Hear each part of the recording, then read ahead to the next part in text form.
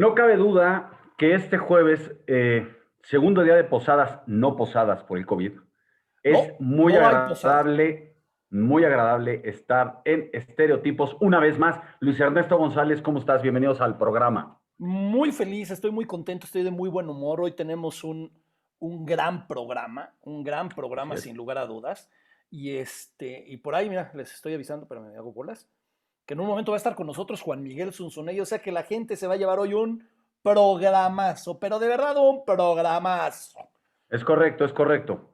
Pues bienvenidos una vez más a su programa de confianza, Estereotipos. Su programa de confianza. Oye, pues nada más, ¿mandé? No, ibas a decir algo, dilo, dilo. No, no, no, es que estaba pensando en otra cosa, pero en el programa pasado hablamos de los intercambios navideños, ¿correcto? Simón, Y hablamos de todo lo que involucraba y lo que te podía tocar en un intercambio navideño. Y es por eso que les pedimos a nuestros sí, sí, en un momento Juan Miguel Zunzunegui, tío. Ok, y es por eso. ¿Qué haces? ¿Qué estás haciendo, tío? es que quiero que la gente sepa que va a estar con nosotros Juan Miguel porque ya Ay, empezó a entrar mucha gente. Juan Carlos Medina, Eva Alfaro, Noemí Jacobo, Ana María García, Adila Falak, más sí, gente está entrando, entonces quiero que la gente sepa que va a estar con nosotros. Pero tú tienes algo muy importante que decirlos y es precisamente un mensaje que nos manda la gente de Night Night Monkey. Monkey. Sí, claro que sí. A ver, ahí les va. Night Cuéntales. Monkey es un startup mexicano que se dedica a hacer pijamas fabricadas 100% en México con materiales 100% hechos en México y está de promoción con el código estereotipos. O sea, ustedes le escriben en su página de Instagram que es Night Monkey MX. Ustedes les escriben y les van a dar el 15% de descuento. Hay pijamas de invierno, hay pijamas de verano, hay de todo tipo de pijamas, hay pijamas para niños y para los papás de los niños, para ¿Viste? hombre y para mujer. ¿Viste la cara que se me quedó? Entonces, 15% de descuento si dicen estereotipo. Y ahorita es estaba viendo correcto. las pijamas de Night Monkey. Ve, Sí, ahí hay para mamá, para la para niña. mamá hay... Ujú, Tenemos también, bueno, para todos los niños, en caso de que sean familia numerosa. sí, Como decías, para el papá, para el hijo. Y yo tengo esa que es como de verano, muy, muy cómoda, la verdad. Están sacando modelos nuevos de invierno y de verdad se las recomiendo. Yo tengo ya dos de esas pijamas, se las recomiendo ampliamente. Por favor, márquenles o escríbanles por Instagram. El Instagram es Night Monkey MX. pues ya estuvo, que la gente se mete, ya sabes, y dice que la avión estereotipos, le hacen el 15% de descuento, cosa que se me hace muy bueno, sobre todo ahora para la época Exactamente. Navidad. Y hablando precisamente, hablábamos de los intercambios. Ahora vamos a Así dar es. un paso más allá. Y más con el tema que hay ahora del COVID. Vamos a Ujú. hablar de las reuniones de Navidad. Esas reuniones Ah, pero además reuniones que empiezan, o sea, por ejemplo, yo vengo en este momento de una graduación virtual, la cual quiero además felicitar a mi cuñada María, que quiero muchísimo, la quiero como a una hermana.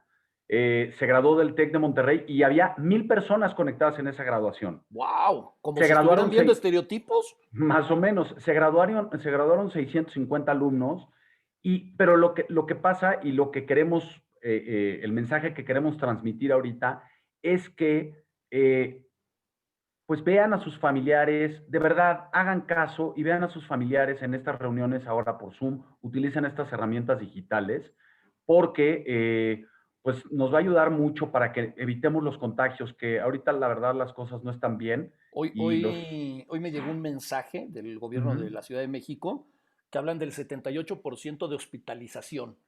Sí, está Entonces, lleno ya. sí, Está es todo la cosa, lleno. pero eso no quiere decir que no se pierda las ganas de estar con la gente, ¿no? O sea, No, hay estos medios virtuales que se pueden aprovechar y también es un momento para aprovechar y vivir de una manera distinta con los convivientes, o sea, con los que convivimos a diario, así sin es. romper la rutina y hacer algo navideño, ¿no? Lo que cada quien quiera. Ahí sí no me voy a meter en qué está mejor, está peor, pero seguro lo mejor es lo que yo opino.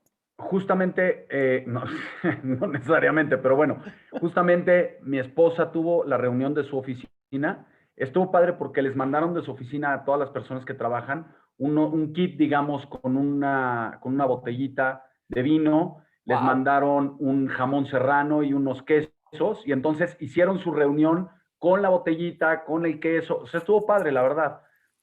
Hay muchas personas que estoy oyendo que están Yo empezando a quiero, hacer su... te moches con ese vino y ese. Digo, el Usted, vino me da igual, pero el queso mira, y. es más, espérate, si me apuras, mira, aquí hay una de las botellas que mandaron. O sea, son Pero no me botellas importa que me las pequeñas. enseña, mándamelas. No, te Mándame las el mando. jamón, mándame eso. Pero tú no tomas, tío. Vino sí tomo. Mira, nos está saludando Lisa. Hola, Lisa. Hola, Alicia, ¿cómo Este, están? Bueno, déjame saludar rapidísimo. Leti Reyes, Juan Carlos Medina, Luis Leal, Carlos Bárcena, ¿cómo estás, Chivi?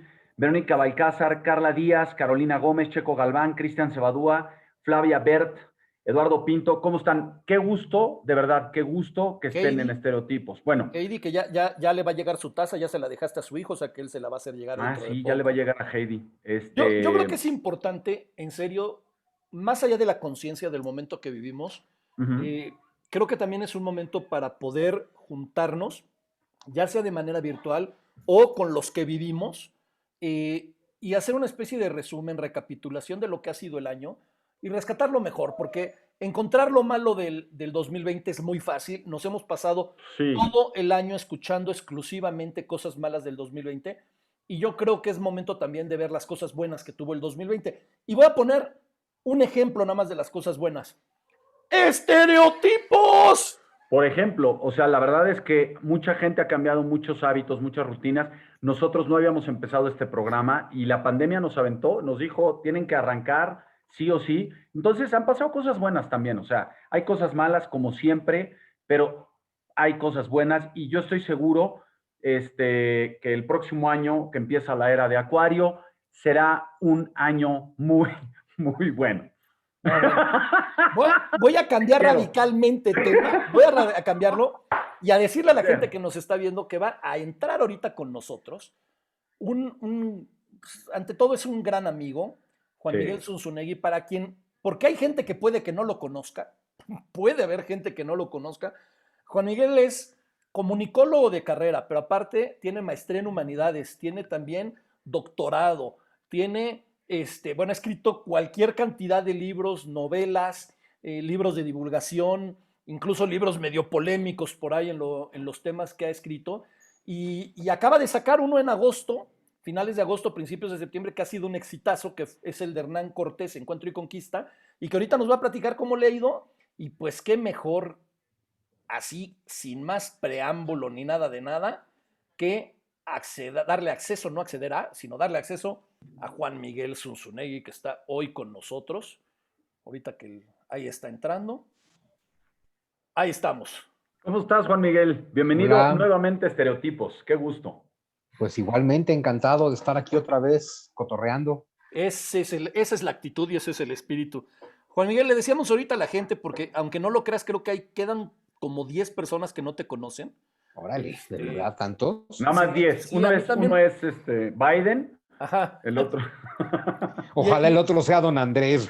No, no, ese él creo seguro. que ya ha oído hablar Yo de creo que ti. ya te conoce, güey. Sí, yo creo que ya te conoce, güey. Y les, Caray, y les decíamos, ¿no? Que has escrito obviamente muchísimos libros, pero en particular, ahora a finales de agosto sacaste Hernán Cortés, Encuentro y Conquista, y ha sido un exitazo. Cuéntanos de la última vez que estuviste con nosotros, todo lo que ha pasado con Hernán Cortés. Digo, no con él, porque él ya se murió, sino con el libro. exacto. Sí, porque bueno, con Cortés siguen pasando cosas, sigue habiendo diputados que lo quieren volver a quemar y así, ¿no? Pero bueno, no, a ver, pues le fue, yo creo que en dos aspectos particularmente muy bien. Uno es que el primer tiraje fue de 7,000 ejemplares y a los 2 meses de que salió ya se había acabado el primer tiraje y ya estaban haciendo un segundo igual. Entonces, pues lo primero es maravilloso, sobre todo, digo, a ver, 7,000 ejemplares en 2 meses es muy triste, pero en México es muy bueno. De hecho, la mayor parte de los escritores no venden 7,000 ejemplares. En dos Wow. meses ni...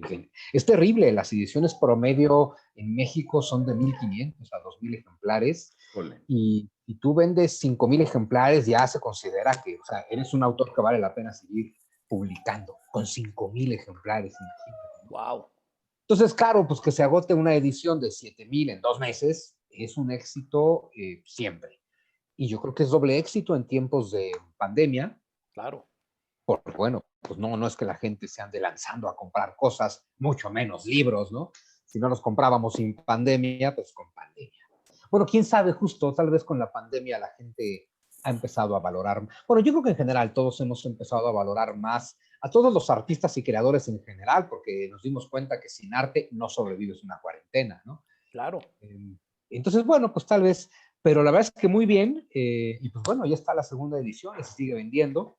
Y a eso hay que agregarle, por supuesto, estos son los libros físicos, ¿no? Pues Físicos. ¿cuántos se están vendiendo en ebook? Que el mercado mexicano en ebook es malo, pero justo ha estado repuntando por el tema de la pandemia también, y pues la semana pasada era el número 1 de ventas en Amazon.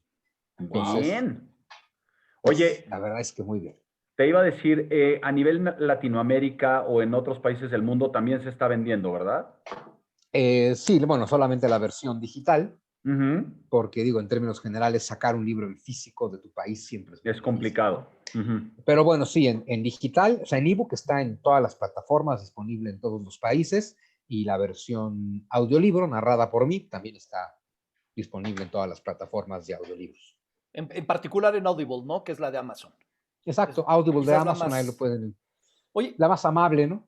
sí, sí, sí, la más amable. Oye, Juan, sin querer ahondar muchísimo, y digo, yo tuve la suerte ya de leerlo completito y de recomendarlo, y te puedo decir que a la gente a la que le he recomendado el libro me lo han agradecido mucho, Ah, pues qué bueno, gracias. porque, y te voy a decir algo que creo que es una constante, y déjame, a lo mejor estoy diciendo algo que estoy equivocado, pero creo que no, una constante con la manera en la que cuentas la historia, que no la cuentas de manera lineal. O sea, no dices, Hernán Cortés nació, estudió, hizo tata y se murió, sino que estás dando además todo el entorno de lo que está pasando en el mundo para entender a la figura, para entender al personaje. Y creo que eso es una de las cosas que más gustan de tus libros, ese estilo de la manera de presentar la forma en la que presentas a los personajes.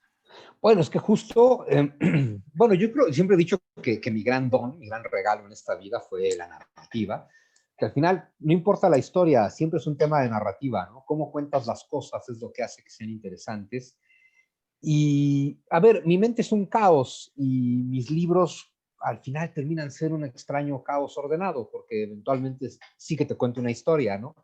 O más bien, creo que lo que acaba pasando es que yo te cuento muchas pequeñas historias de modo tal que tú puedes armar la historia completa en tu cabeza.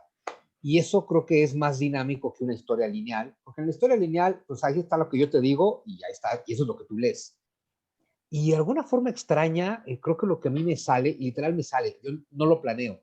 Yo me siento a escribir, abro la computadora, pongo un documento Word en blanco y una vocecita me empieza a dictar. Y yo empiezo a teclear y además dicta en chinga, entonces tengo que ir tecleando en chinga, con el detalle de que, igual que ustedes estudian en Cumbres, y estoy seguro que ustedes, igual que yo, escriben con estos dos dedos. Sí, por supuesto. Sí, sí, claro. Claro, Sí, claro. porque las clases, A veces con el pulgar es la barra espaciadora, a el de veces. abajo es con el pulgar, Sí, sí. sí, sí, sí. Ya cuando trae ritmo. Sí, y a veces ya acá en grado plus el meñique se cuela y mete algo, ¿no? Y es que, bueno, pues esas fueron las clases de mecanografía del Cumbres, ¿no? Saludos a cualquier legionario de Cristo El que nos profesor de esté viendo. Castillo, no lo olvidemos. El hijo del El hijo Carnitas. de El hijo del Carnitas, Carnitas. claro. El hijo del Carnitas. ¿Cómo En fin, no? para los que nos están escuchando que no fueron al Cumbres, pues el Carnitas era el profesor de laboratorio de inglés. Y felicidades, Correcto. ¿no? Las dos cosas. A los que no fueron al cumples, primero felicidades y Exacto, después bien. explicarles. Bien por ustedes, pero tuvo cosas divertidas. No, tuvo cosas divertidas, la verdad. Sí, sí, cómo no. ¿Cómo Mira, tan no? tuvo cosas divertidas que pues 30 años después aquí estamos cotorreando, ¿no? Totalmente. Es justo lo que estaba pensando. Oye, Juan, Exacto, algo bueno te dejó. tengo que decir que hubo algo que me llamó muchísimo la atención de Hernán Cortés y que por eso quiero que la gente lo siga leyendo. O sea, de verdad, y yo creo que por eso está teniendo el éxito, que hay cosas que las explicas tan sencillas que de repente dices, ¿cómo no me había dado cuenta de algo que es tan simple?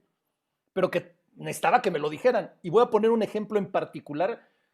Pues no puedo decir que es destripando algo, ¿no? Por al fin y al cabo ya todo el mundo más o menos sabe lo que pasó. Y digo más o menos. Pero es las migraciones humanas. Cómo en Europa, por la forma de ser del continente, por ser horizontal, las migraciones se dan de una manera y América, por ser vertical, se dan de una manera totalmente diferente y por lo tanto las formas de pensar y de conquistar y de avanzar de las sociedades fueron diferentes. Es tan evidente ya que te lo dicen, que dices, ¿cómo no lo había pensado antes? Pero realmente me hizo entender muchísimo muchas otras cosas de la historia en general. Bueno, fíjate, es muy evidente, parece que es evidente ya que te lo dije y dices, ay, Oh, pero claro. evidentemente no lo es tanto, porque por la forma en que nos cuentan la historia partiendo de la base de que hay individuos con libre albedrío que van decidiendo cosas, y la historia es el resultado de eso. Y parte de lo que yo te... A ver, en el libro de Hernán Cortés, yo te voy haciendo toda mi teoría de la historia y toda una filosofía de la historia, y todo el texto es explicarte que por lo menos a nivel historia no existe tal cosa como libre albedrío. O sea, justo, no es que Hernán Cortés decidiera hacer las cosas que hizo, es que hay toda una fuerza histórica que se está moviendo y prácticamente te deja sin opciones, ¿no? Cuando de pronto los que todavía se quieren ir por la onda de decir, pero ¿qué hubiera pasado si hubieran sido los mayas los que hubieran llegado a Castilla? Entonces, mira, podemos fantasear un montón de cosas, pero era 100% imposible que los mayas pudieran llegar a Europa, porque todas las fuerzas de la historia están expulsando gente de Europa hacia el Atlántico. Y para entender eso, hay que entender por lo menos los últimos 3.000 años de historia en el continente eurasiático, y hay que entender esa cuestión de las migraciones que tan creo que no es evidente, Luis, que yo creo que tú te quedaste mucho con ese mensaje y no sé qué tanto haya sido de lo que más haya captado la gente, que para mí es fundamental. Si tú entiendes que la migración euroasiática, ¿no? De este a oeste, con una línea horizontal que te permite migrar en la misma latitud, en las mismas estaciones, con las mismas horas de sol, que permite que entonces puedas compartir cultivos, cereales, animales, virus, bacterias, ¿no? Fomenta que los seres humanos se muevan mucho. Y ese mucho movimiento fomenta que intercambiemos muchas más cosas. Y eso pues, nos vamos más para atrás, ¿no? Y tiene que ver con que hace 500 millones de años, cuando no se han formado los continentes como hoy los tenemos y están moviéndose, la forma en que chocan las masas continentales, que vamos a decir que eso es puro azar en una de esas, pero la forma en que chocan las masas continentales hace 500 años, 500 millones de años, están determinando cómo se va a mover la historia de hoy. Porque justo que las masas continentales hayan chocado de forma tal que te hacen un gran continente este a oeste, con una gran cadena montañosa este a oeste, fomenta la migración. Mientras que en América, que las masas hayan chocado como chocaron, con una gran cadena montañosa de norte a sur, que te obliga a migrar de norte a sur, y entonces tienes diferentes climas, diferentes horas de sol, diferentes estaciones, no compartes especies animales, no compartes especies vegetales, no compartes semillas, esa migración se hace casi imposible. Y entonces podemos entender que solo Europa podía llegar a América, que no es un tema de la casualidad, que no había forma de que eso ocurriera de manera distinta. Y si entiendes eso, tal vez entiendes que el nacimiento del México que hoy somos, derivado de ese acontecimiento que llamamos conquista, no es un accidente, no es una mala noticia, no nos convierte en el pueblo malogrado que tristemente nos hemos educado a pensar que somos. Al final lo que pasó es lo único que podía pasar. Nosotros somos resultado de que pasó lo único que podía pasar. Por lo tanto, es estúpido estarte lamentando de nuestra historia. Wow. Wow. O sea, eso que acabas de decir sonó como de viejo consejero de un clan. Eso que pasó era lo que podía pasar. Claro. Por eso me Tienes estoy dejando las barbas para ser consejero. así largas. No te falta el báculo. Oye, pero sí, Exacto. es bien cierto lo que estás diciendo y bien interesante. La verdad es que sí. Oye, y eso me lleva a la pregunta, digamos, del día de hoy, porque ahorita la gente pues, sabe que tiene que ir a comprar o por lo menos ordenar por internet, acabando el programa, su libro de Hernán Cortés, Encuentro y Conquista, que lo puede encontrar en todas las librerías físicas y virtuales, en audio y en Amazon seguro lo encuentran. Pero nos lleva Seguro. a otra circunstancia que hoy vemos de una manera, pero que surge de una manera totalmente distinta, que es los festejos de la Navidad. Esa Navidad que nos dijeron que el niño Dios, que yo creo que deberíamos de decir Jesucristito, por respeto, nació un 25 de diciembre, en cualquier nacimiento que veamos que se respete, que tenga de distintos tamaños sus figuras, encontrarán nieve en una zona en la que la nieve no la conocen casi en el helado, y hoy celebramos una Navidad que en realidad no es como era, ¿no? ¿Qué nos puedes contar de ese sincretismo y de ese revoltijo que hoy conocemos como las fiestas decembrinas de la Navidad? Bueno, lo primero es que es bien importante entender que la mente humana siempre construye la realidad a nivel simbólico. Es decir, nosotros inventamos símbolos para entender la realidad. Y las mitologías y los rituales son símbolos finalmente, ¿no? Y que entonces la Navidad, a ver, la Navidad como la festeja la tradición cristiana, tiene su origen tal vez 1500 años, 1200 años antes de que naciera Jesús. Porque si tú estudias Egipto, si tú estudias los pueblos babilónicos, si tú estudias las tradiciones griegas, las tradiciones persas, si tú estudias la religión, el mitraísmo, el culto a Isis, todos los elementos del cristianismo ya están presentes ahí, en 1500 años antes de Cristo. Eso, y es bien importante decirlo, no le resta el mínimo valor al cristianismo, porque de pronto la gente se enoja, ¿no? Cuando dice, a ver, estos elementos de tu tradición religiosa existían 1500 años antes en Egipto, 1500 años antes de Cristo. Lejos de que sea algo que tendría que molestar al cristiano, es bien interesante cuando entiendes que todas las culturas humanas nos hemos contado la misma historia sagrada. Eso es bien bonito, porque eso nos lleva a entender que el cristianismo te cuenta una verdad sagrada con una serie de relatos y con una serie de símbolos y con una serie de mitos, pero que el mazdeísmo persa te cuenta la misma historia sagrada con diferentes relatos, con diferentes mitos y con diferentes símbolos. Y que la religión egipcia te cuenta la misma historia sagrada y que la religión de Quetzalcóatl te cuenta la misma historia sagrada y que todas las culturas se han contado la misma historia sagrada. Lo que cambia, porque cada cultura depende de su entorno, lo que cambia son los relatos, los mitos y los símbolos con los que nos contamos la misma verdad sagrada. Y eso debería poner de buen humor a cualquier cristiano y a cualquier creyente y a cualquier no creyente, porque es una buena noticia, porque al final es decirte, preguntarte si todos nos contamos la misma historia, incluso culturas que no tuvieron relación entre sí, porque es impresionante ver cómo el relato hebreo y el relato del pueblo azteca son idénticos. Y a qué nivel el mito de Quetzalcóatl y el mito de Jesucristo son idénticos y jamás hubo contacto entre ellos. Y para mí solo hay una conclusión, hay una verdad y está grabada en lo más profundo de la mente humana. Y la mente humana ha tratado de comunicar y transmitir esa única verdad sagrada con todos los relatos que ha podido crear hasta el día de hoy. Entonces el cristianismo es un relato más que te cuenta la misma historia, que te cuenta la misma verdad. Y al final, hombre, es algo que empiezan a generar los primeros pueblos agricultores. Con base en la agricultura surge la primer mitología que tendría que ver con la Navidad. Y es que para poder ser un pueblo agricultor, para poder vivir de la agricultura y ser civilizado, tienes que entender el ciclo agrícola, es decir, el ciclo del sol. Y el ciclo del sol te deja a nivel simbólico una enseñanza hermosa, porque el sol nace el 25 de diciembre en el hemisferio norte, en fechas que se pueden mover entre el 21 y el 25 de diciembre, pero a más tardar el 25 de diciembre ha terminado el solsticio de invierno en cualquier punto del hemisferio norte. Es bien bonito porque es la noche más larga del año.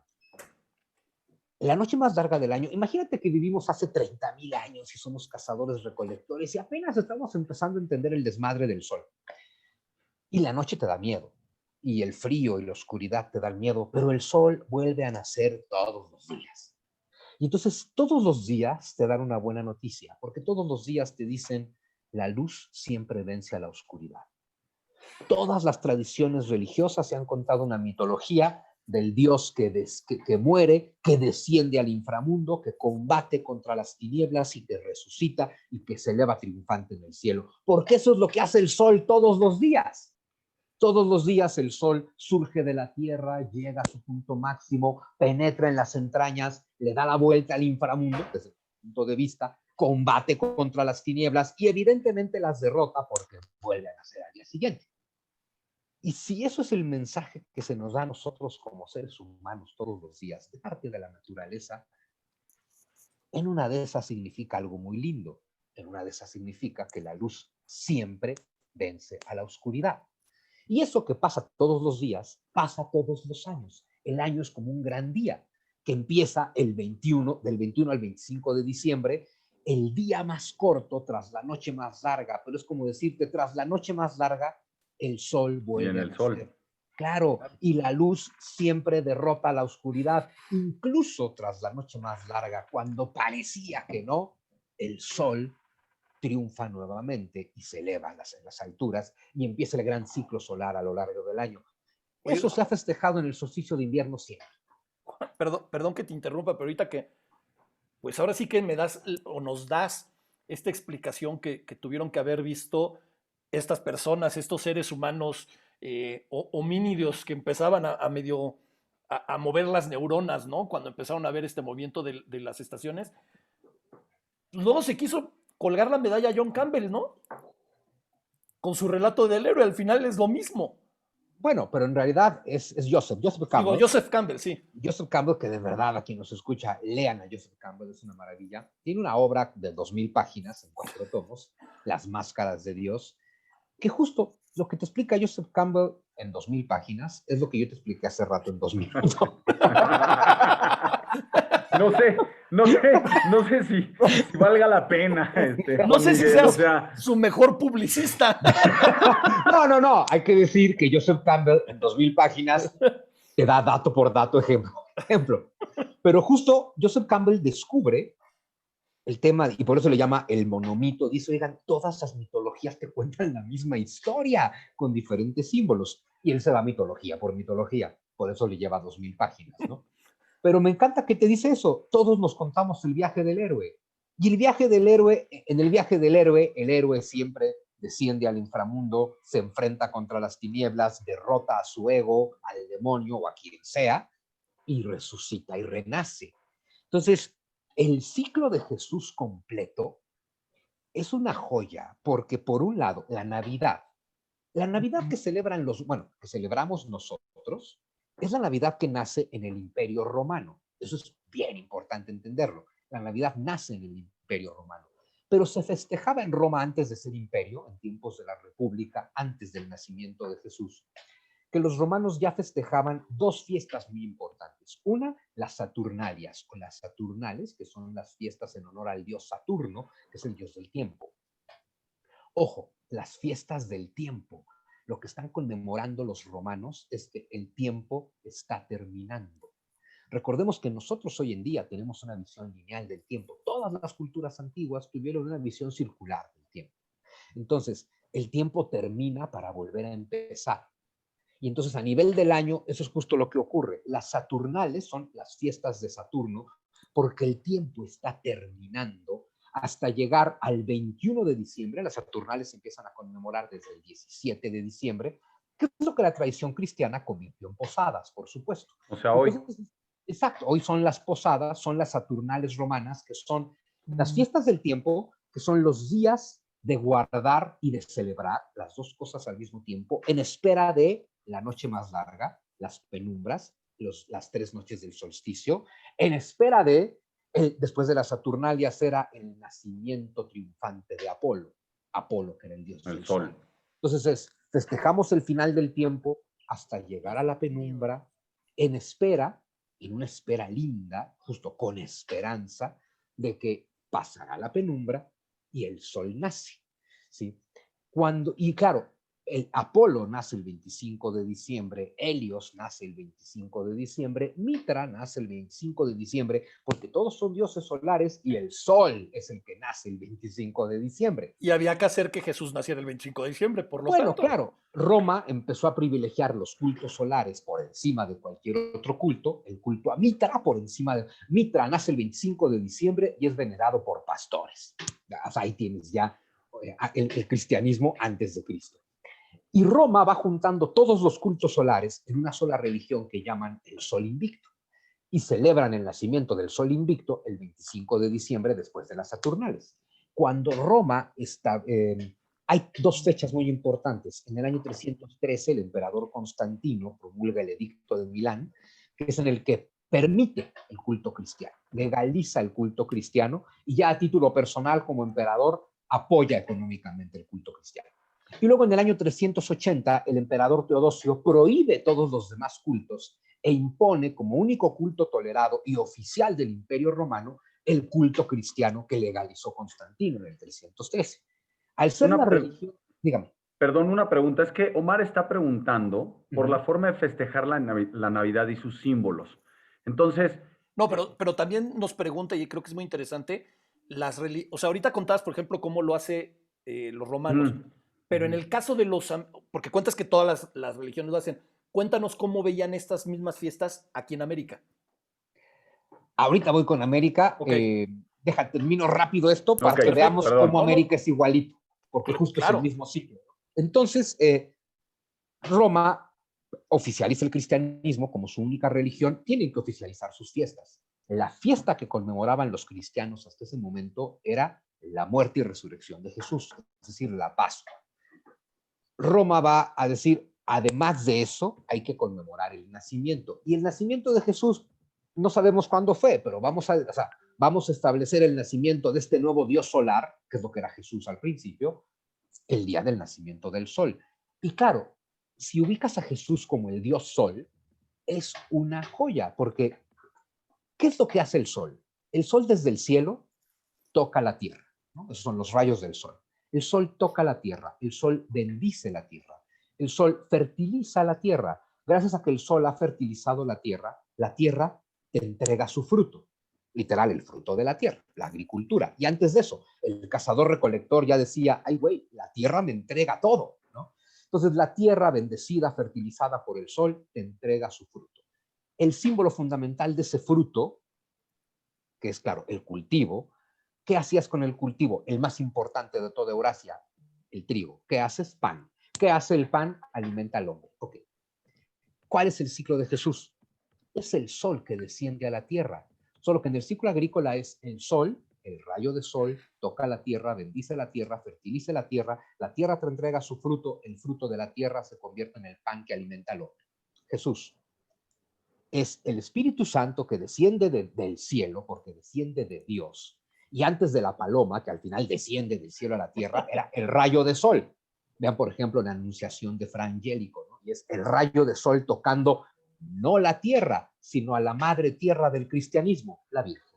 Y entonces el rayo de sol, que es el Espíritu Santo, toca el vientre de la Virgen. Ese es Jesús descendiendo, porque es el Espíritu Santo preñando a la Virgen de manera milagrosa. Ese es Jesús descendiendo. Entonces, el sol, Dios, toca la tierra, rayos, el Espíritu Santo toca la tierra o toca el vientre de María, y así como la tierra te entrega su fruto, el vientre de María te entrega su fruto. La tierra te entrega la agricultura. María te entrega al Cristo, es decir, al Hijo de Dios, es decir, a la divinidad. La agricultura se convierte en el pan con el que tú te alimentas. Cristo se convierte en el pan con el que se alimenta tu alma. A nivel simbólico es una joya. Y esto es independientemente de que uno sea o no sea cristiano. ¿Cómo se convierte el ciclo agrícola en el ciclo de Jesús? Es una delicia. Ahora, Jesús nace. Jesús tiene su vida, tiene su enseñanza, y luego Jesús muere. Bueno, se entrega, se inmola, muere, según la tradición cristiana, desciende al inframundo, derrota a Satanás, resucita y se vuelve a elevar al cielo. Y después de que Jesús se eleva al cielo, ¿qué hizo el sol? El sol desciende al cielo, penetra al inframundo, derrota la oscuridad, nace al día siguiente y se eleva en el cielo, igualito que Jesús, igualito que Mitra, igualito que Apolo, ¿sí? Después de que ocurre todo esto, ya que Jesús muere, según la tradición cristiana, desciende al inframundo, derrota a Satán, resucita, se eleva al cielo, y después de eso viene la elevación de María, que es la Madre Tierra, que es elevada y coronada en el cielo. Eso mismo ya te lo contaba la tradición egipcia de Isis, 3500 a.C. Ra, el sol, crea a la tierra, Isis, para bendecirla con sus rayos, Isis es una virgen que concibe al hijo de Dios, al hijo de Osiris, concibe a Horus. Horus derrota a Set, el señor del inframundo, y ayuda a resucitar a Osiris y se convierten en el sol. E Isis, que es la tierra, se eleva de nuevo al cielo. Y por eso Isis está coronada con el sol, como la Virgen María, cuando la coronan en el cielo, está coronada por el sol. Ahora tráetelo a Mesoamérica. Ok. ¿Cuál es el ciclo de Quetzalcóatl? Quetzalcóatl, como serpiente emplumada, es el dios que desciende, como lo puedes ver en el templo de Chichén Itzá. La serpiente emplumada es el sol que desciende a la tierra. ¿Cuándo desciende? El 21 de marzo, es decir, cuando el sol empieza a fertilizar la tierra para preparar el ciclo agrícola. Quetzalcóatl entonces desciende del cielo a la tierra, bendice la tierra. Quetzalcóatl desciende al inframundo, se enfrenta a Mictlantecutli, el dios del inframundo, toma de él los huesos sagrados para crear a la humanidad, sube del inframundo al cielo, perdón, a la tierra, pero en el camino Mictlantecutli le pone una trampa, Quetzalcóatl muere, resucita, emerge resucitado del inframundo, crea a la humanidad con los huesos sagrados que le robó a Mictlantecutli, pero tomando su propia sangre, que es la pizca divina de la que dota a la humanidad. Ese es el dios Quetzalcóatl, que si lo sumas al relato del rey Quetzalcóatl, el de Tula, ¿qué se supone que hizo Quetzalcóatl, el rey sacerdote? Cultivar a los toltecas de Tula, enseñarles a un dios monoteísta que no quiere sacrificios humanos, se enfrenta con Tezcatlipoca, que representa la oscuridad, solo que en el caso del rey, Tezcatlipoca vence. Entonces Quetzalcóatl sale huyendo de Tula con sus seguidores y llega hasta Yucatán, donde es Cuculcán, y ahí, igual que Jesús, Quetzalcóatl se inmola. Claro, Jesús es crucificado. Si asume uno desde la tradición cristiana que Jesús es hijo de Dios, y sin tradición cristiana que es un ser humano excepcional, lo crucifican porque se dejó. Eso de pronto habría que tenerlo claro, ¿no? Lo crucifican porque se entrega, porque se deja. Sí, Si claro. no hubiera querido, me cae que no lo crucifican, ¿no? Se entrega. Quetzalcóatl se inmola, se entrega, se prende fuego para convertirse en Venus y elevarse al cielo. E igual que Jesús, antes de hacer eso, promete volver. Es exactamente el mismo ciclo. Quetzalcóatl desciende del cielo a la tierra, bendice la tierra, desciende al inframundo, derrota al señor del inframundo y renace triunfante y se eleva. Llévatelo a Huitzilopochtli. Es una joya. La madre de Huitzilopochtli, Coatlicue, que es la madre tierra, es una virgen que tiene a Dios, igualito, porque Coatlicue está barriendo el templo, porque es una mujer muy piadosa, una diosa piadosa, la mujer serpiente, se une en un solo personaje, lo que en la Biblia son dos, Eva y la serpiente. Aquí es la Eva serpiente, en una sola, Coatlicue, la mujer serpiente. Wow. Está barriendo el templo y una pluma preciosa, o sea, una pluma de quetzal, que en el mundo mesoamericano es así, un regalo de Dios, una pluma preciosa cae del cielo a la tierra. No es un rayo de sol, es una pluma preciosa. Coatlicue ve la pluma tocar la tierra, la recoge, la guarda bajo sus ropas, sigue barriendo el templo, y luego cuando después quiere encontrar la pluma, ya no la encuentra, y en ese momento sabe que está embarazada. Perdón, es la Virgen preñada por el Espíritu Santo, es exactamente el mismo relato. Dios ha descendido a embarazar a una virgen, y esa virgen tiene a un dios, Huitzilopochtli, que más allá del dios de la guerra hay que recordar, es el sol de los aztecas.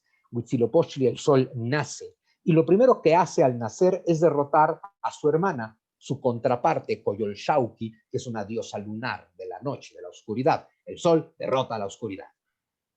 Y después de eso, Huitzilopochtli asciende y se convierte en el sol. Y los aztecas meten ahí una perversión maravillosa para ellos, pero una perversión del culto tolteca, que es decir, así como Quetzalcóatl asciende solo, el tema para los mexicas es a ese sol hay que alimentarlo. ¿Con qué? Con las almas de los seres humanos que tienen que ascender de la tierra al cielo después de que los matemos. Hacen toda la cosmovisión del sacrificio humano, pero al igual que el pueblo hebreo, se cuenta en la historia de soy un pueblo elegido de Dios, Dios me mandó a una peregrinación, me indicó una tierra prometida, llegué a la tierra prometida y ahora yo voy a someter a los demás pueblos a mi Dios. Los hebreos sacrifican animales, Exacto. los aztecas sacrifican personas, pero es exactamente lo mismo. Qué fresas. ¿Verdad? La va. Es que fresas. Oye, pero además, a ver, es que tú lo dijiste hace un momento. No existe una comunicación posible en esas épocas. O sea, ¿cómo puede pasar esto? Es que hasta chinito me pongo, mano. ¿Cómo puede Bueno, ser? por eso te decía que ningún cristiano, ningún creyente y hasta ningún creyente, no creyente, debería molestarse, porque todo lo que esto te dice es que hay una historia grabada en lo más profundo de tu mente. Y la historia grabada en lo más profundo de tu mente es, número uno, la luz siempre vence a la oscuridad, Ok, porque de hecho la oscuridad no existe. La oscuridad es ausencia de luz. ausencia de luz. La luz nunca lucha contra la oscuridad. En cuanto se hace la luz simplemente desaparece. ¿Sí? Y que la luz siempre derrota a la oscuridad es porque la luz existe y la oscuridad no. Y eso llévatelo a todos los niveles religiosos que quieras. Y lo voy a llevar más allá, Juan Miguel. Hay dos muchachos judíos en la década de los 30, exactamente en 1938, se les ocurre hablar de un personaje que también viene de los cielos, con mucho poder y que su poder es fruto de la luz, que hoy conocemos como Superman. Exacto, de la luz del sol. De la luz del Porque, sol, de ahí viene su poder, el sol, nuestro sol amarillo, ¿no? así Pero es. al final, y aparte, ¿qué ha pasado además con Superman?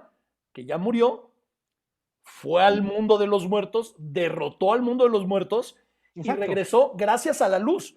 O Claro. sea, esa historia que hoy podemos ver tan simplista como es la historia de Superman, sigue siendo el mismo relato, nada más que en el siglo XX. O Ah, sea, no, al final es lo mismo. y además hasta el nombre de Superman, ¿no? Bueno, sí, Su, Ujú. ver- claro. su verdadero nombre y el nombre de su padre, ¿no? Jor-El. Esa terminación, él, es Él. de todos los nombres de los arcángeles hebreos, porque él era el dios de los cananeos. Se Claro, llama él. Y la terminación él significa hijo de. claro. Hasta los nombres hebreos están metidos en la Sí, mitología. incluso Jerry Siegel y Joe Shuster, que son los creadores de Superman, eran de origen judío y además, algo que no sé si seguramente ya lo sabías, pero en eso se parecían mucho a ti, eran grandes fanáticos de Nietzsche. Mira, no lo sé. Ah, bueno, claro, sí tiene De ahí sentido. también el concepto de Claro, Luberman, claro. de ahí lo entienden como, no como ese ser, y lo hacen incluso muy, muy místico, y que lo ves, ¿no? Obviamente con toda la comercialización del producto, la gente pierde eso, pero claro, también el nombre, ¿no? El Kalel, el Yorel, todos los de la casa de él, es la casa Claro. de Dios, Es ¿no? la casa de Dios, por supuesto. O sea, Tengo una Superman es el duda. hijo de Dios, digan.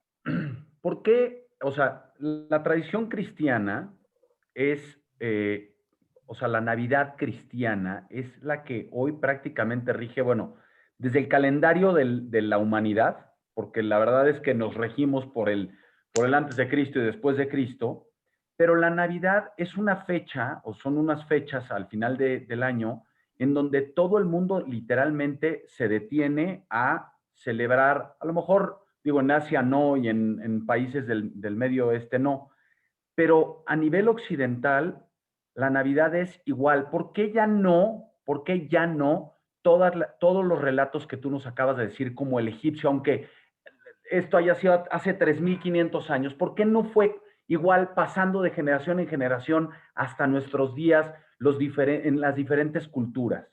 O sea, ¿a Sí. qué se debe? Yo creo que tiene mucho que ver, a ver, hay que ubicar que la mitad de los seres humanos de este planeta son cristianos o musulmanes. Uh Es -huh. decir, estamos hablando de que la mitad de la humanidad, ¿no? Unos 3.200 millones de seres humanos, son judeocristianos. Es decir, tienen una religión basada en el Dios judío.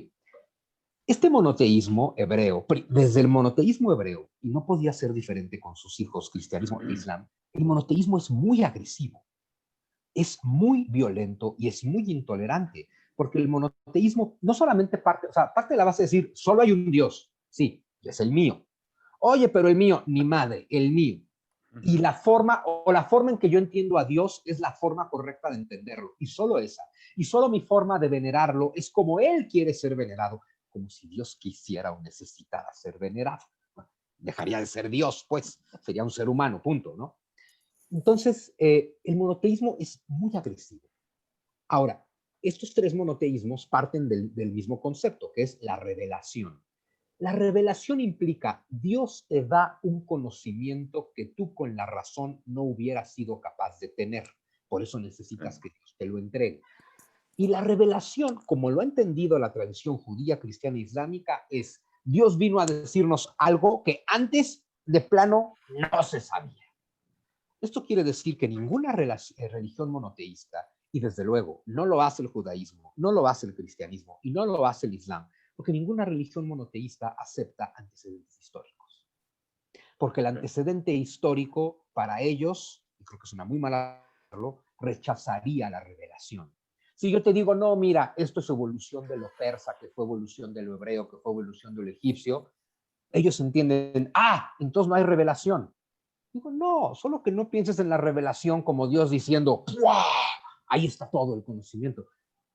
Vivimos en el mundo y la condición del mundo es el tiempo. Es obvio que la revelación se tiene que dar en el tiempo.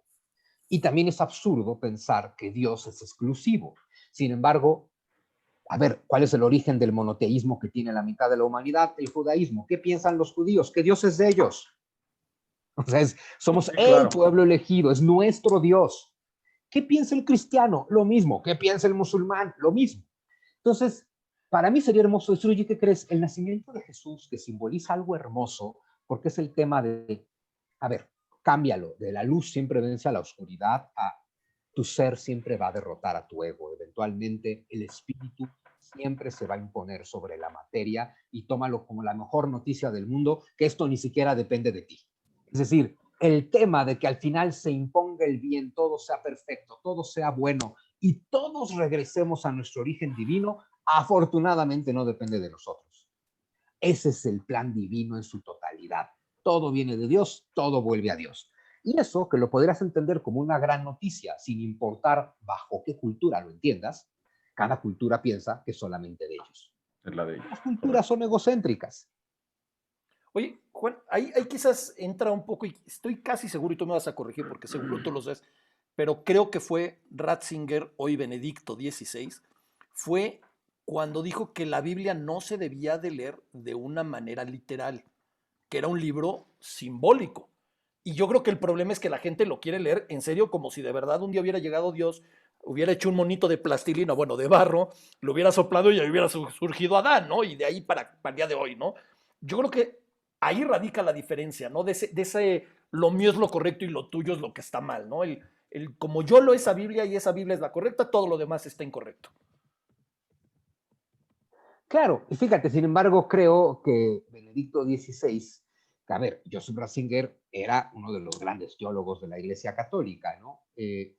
Me parece maravilloso ese tema, porque lo que está diciéndote es eso, la Biblia es un libro simbólico. Sin embargo, al mismo tiempo es el líder de la cristiandad. Entonces, por un lado, él tiene la absoluta comprensión de que la Biblia es un libro simbólico. Ojo, si él tiene la comprensión de que la Biblia es un libro simbólico, quiere decir que él también comprende perfectamente que todos los demás libros sagrados también son simbólicos y son igual de válidos. Pero esa parte se la calla, porque por un lado es un gran teólogo, pero por otro lado es el líder de la cristiandad. Y como líder de la cristiandad tiene un compromiso. Y básicamente es como decirte, sí, la Biblia es un libro simbólico, pero solo nuestros símbolos te llevan a la verdad. Cuando dices, no, los símbolos transmiten un mensaje, lo que importa es el mensaje detrás de los símbolos. Y entonces te darías cuenta que solo hay una religión, Dios, y que todos los demás son diferentes relatos para tratar de acercarte a un misterio que es imposible de comprender en cabalidad y que por eso necesitas mitologías. Y que tomar la Biblia o cualquier libro sagrado de manera literal es perderte del 99% de su sabiduría, porque lo que busca un libro sagrado no es contarte historia, es acercarte a Dios. Bien. Te manda saludos Francisco Morales, y queremos saludar también y agradecerles Saludos. a Francisco Morales, Tony Cabrera, Malinzi Uresti, Ana Albores, Fernando Izquierdo, y te felicitan. Saludos. Gracias, Te mandan muchas muchas gracias. felicitaciones. Malinzi, o sea, ¿de ella hablas en el libro? De Malinzi. Sí, y muy Malinzi. bien, además, es la Muy bien, sin, conquistadora.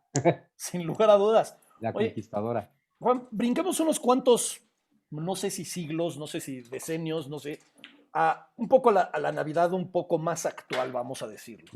Hay un momento en el que la Navidad de repente, obviamente en México, el sincretismo nos lleva a las pastorelas, a las posadas, a la piñata con el verdadero simbolismo que tiene la piñata de los 7 picos, pero de repente ya entramos a las casas y hay árboles de Navidad, hay guirnaldas, hay una serie de símbolos que no son propiamente de una religión como tal católica. ¿Cómo van adaptándose todas estos, cómo se va dando este sincretismo en particular hacia la Navidad y por qué? Bueno, pues es que, a ver, decíamos hace rato, ¿qué fue lo que hizo Roma? Tomar todos los cultos solares y unirlos en una religión, el Sol Invicto, de la que el emperador romano tenía el título de sumo pontífice. Desde ahí viene lo del Papa. Y luego oficializan el cristianismo. ¿Qué es lo que hicieron? Tomar todos los cultos solares que han unificado en el culto del Sol Invicto y convertirlo en cristianismo. Por eso el cristianismo celebra lo mismo que el Sol Invicto, las Saturnalias y después el nacimiento del Sol, ahora el Adviento, las posadas y el nacimiento de Jesús. Y a partir de ahí, el Imperio Romano, a ver, imagínate que tú tienes 50 millones de súbditos que tienen diferentes cultos y con diferentes símbolos y con diferentes relatos y diferentes todo, ¿no? Y ahora les has dicho que todos tienen que ser cristianos. Tienes dos opciones, la mala y la buena. La terrible, que nadie ha usado, es entonces voy a destruir todos tus símbolos, todos tus santuarios, todos tus dioses, todos tus relatos, todas tus teorías, y te voy a imponer unas nuevas, y ese día se acabe el Imperio Romano, o el que sea que pretenda hacer eso. Y la otra es decir, ok, ahora tengo que ver cómo tomo todos tus relatos, todos tus símbolos, todos tus rituales, todos tus mitos, y los voy fusionando con los míos para integrarlos. De modo tal que a la gente le vas cambiando la religión tan poco a poco y usando los mismos símbolos que ni siquiera se dan cuenta que les cambiaste la religión. Entonces, ese es básicamente el tema con la Navidad y con todos los símbolos cristianos. Ahora, los símbolos que tenemos hoy, pues ya ni siquiera son del Imperio Romano, porque, a ver, en México, pues, ¿qué es lo más importante en la Navidad? El nacimiento y el árbol, y que tienen orígenes absolutamente distintos. El nacimiento es literal un invento de San Francisco de Asís. San Francisco de Asís en algún momento decidió que había que hacer un diorama del nacimiento de Jesús. Es lo que hace. Y lo hace como lo entiende un hombre de los inicios del Renacimiento italiano, ¿no? Y es curioso cómo esa tradición que es absolutamente franciscana, donde más pegó, mucho más que en Italia, terminó siendo en la península ibérica. O sea, entonces España va a adoptar esta tradición. Allá no les llaman nacimiento, El dicen Belén. poner el Belén, ¿no? Entonces ponen el Belén, y claro, como España pone el Belén por lo menos desde el siglo XIV, y como decíamos en el libro de Hernán Cortés, aunque le metemos la madre al español en español y repudiemos nuestra hispanidad en español, América es un continente hispano. Y entonces la tradición del Belén, pues se viene para acá, y por eso todos en la América hispana ponemos el nacimiento, porque es el Belén, ¿no? Y ahí tenemos otra tradición absolutamente española. Y la otra gran tradición que es el árbol, y claro, donde tenemos las dos cosas al mismo tiempo, el nacimiento y el árbol, es en la América hispana, porque tenemos toda la influencia del mundo hispano, porque lo fuimos, y toda la influencia del mundo anglosajón, que fue el que nos arrancó de tajo del mundo hispano y nos intentó imponer nuevas cosas. Y justo el mundo anglosajón, que no pone el Belén, es el que pone el árbol. Y el árbol anglosajón pone el árbol porque es una tradición de la Europa nórdica desde los tiempos de la Germania Magna en frontera con el Imperio Romano, y por una tradición que vienen heredando desde los celtas, ponen un árbol con velas colgando. Ponen un árbol que es una tradición nórdica del culto a Odín y a Thor, que es el Yggdrasil, que es el árbol del universo, que es el árbol de la vida, de la tradición bíblica, finalmente, un árbol del que penden todos los mundos del universo. Eso la gente se lo sabe bien porque aunque no sepan de mitología nórdica, han visto las películas de Thor y los Avengers, ¿no? Al final, todo gira en torno al mendigo Yggdrasil, ¿no? En Thor y en los Avengers. Entonces, ahí lo tienen. Ese era el árbol sagrado, el árbol de la vida, el árbol que representaba la divinidad en su conjunto, y por eso es con velas que representan la luz, y lo ponen justo cuando llega el solsticio, cuando llegan las noches más oscuras, se pone el árbol de la vida con velas encendidas para dejar claro que la luz va a derrotar a la oscuridad. Entonces, esa tradición del árbol la tienen los pueblos nórdicos, ya lo hacían en el solsticio, la integran a su Navidad, cuando la Navidad, conforme el cristianismo se impone en la Europa nórdica, porque claro, cuando cae el Imperio Romano en el siglo V, solo en la Europa mediterránea el Imperio Romano es la que se había impuesto el cristianismo. Va a tardar del siglo V al siglo XII que se imponga el cristianismo en el resto de Europa y por lo tanto la Navidad. Y claro, cuando llega la Navidad, que es lo mismo, te convierto tus fiestas de sol invicto en mi Navidad, y estos pueblos que ya usaban el árbol siguieron usando el árbol. Y estos anglosajones finalmente son el origen de Inglaterra, e Inglaterra es el origen de Estados Unidos. Y en México tomamos las dos tradiciones. Lo mejor, con el Belén y con el árbol. lo mejor de los dos mundos, ¿no? Digamos. Pues la verdad que sí. Oye, una pregunta, sé que Chochos por ahí tiene unas preguntas que te va a hacer de la gente que nos está Sí, viendo. sí, sí. Pero, bueno, si Fácil. quieres, no, hazlas tú primero y después yo voy con la mía. A ver, pregunta Leti Borbolla que si tienes un libro de toda esta magnífica plática, o sea, un libro donde narra o explica los orígenes de la Navidad, esa es una pregunta. Y Ángel pregunta que cómo se da el paso del politeísmo al monoteísmo. Súper, pues vamos con las dos. La primera, casi todos mis libros son de historia, pero tengo un libro, a mí es de los que más me gustan, El Evangelio según Luzbel. Lo puedes encontrar en físico, acaba de salir en una nueva versión de bolsillo, lo puedes encontrar en ebook en todas las plataformas, o lo puedes encontrar en audiolibro, narrado por mí.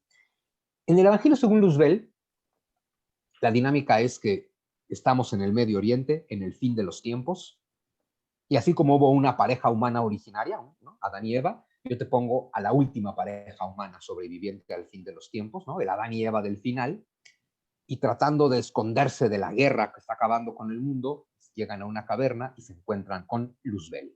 A lo largo del libro te voy diciendo quién es Luzbel. Spoiler, no es el diablo, pero bueno, te voy diciendo quién es Luzbel. Y Luzbel, que es el que le entregó el fruto de la conciencia a la primera pareja humana al principio de los tiempos, les dice, lo echaron todo a perder.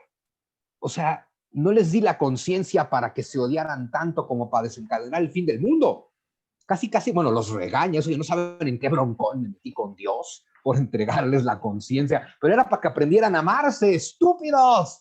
Y entonces es un Luzbel que les dice, les voy a llevar a ustedes dos a un viaje por el tiempo y el espacio desde el Big Bang hasta hoy, para que entiendan en qué se equivocó la humanidad.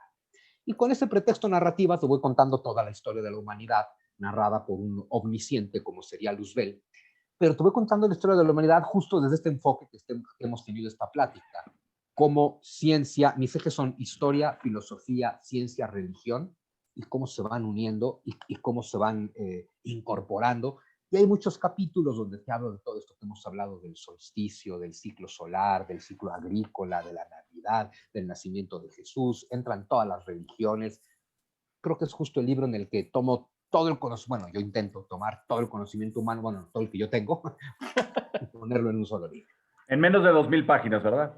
En menos de 2000 páginas, son como 250. No, sí, perfecto. Y la segunda es, ¿cómo se da el paso del politeísmo al monoteísmo? Fíjate que es bien interesante, porque en general, en una educación religiosa, siempre te dicen que es una especie de evolución religiosa, lo cual no es cierto.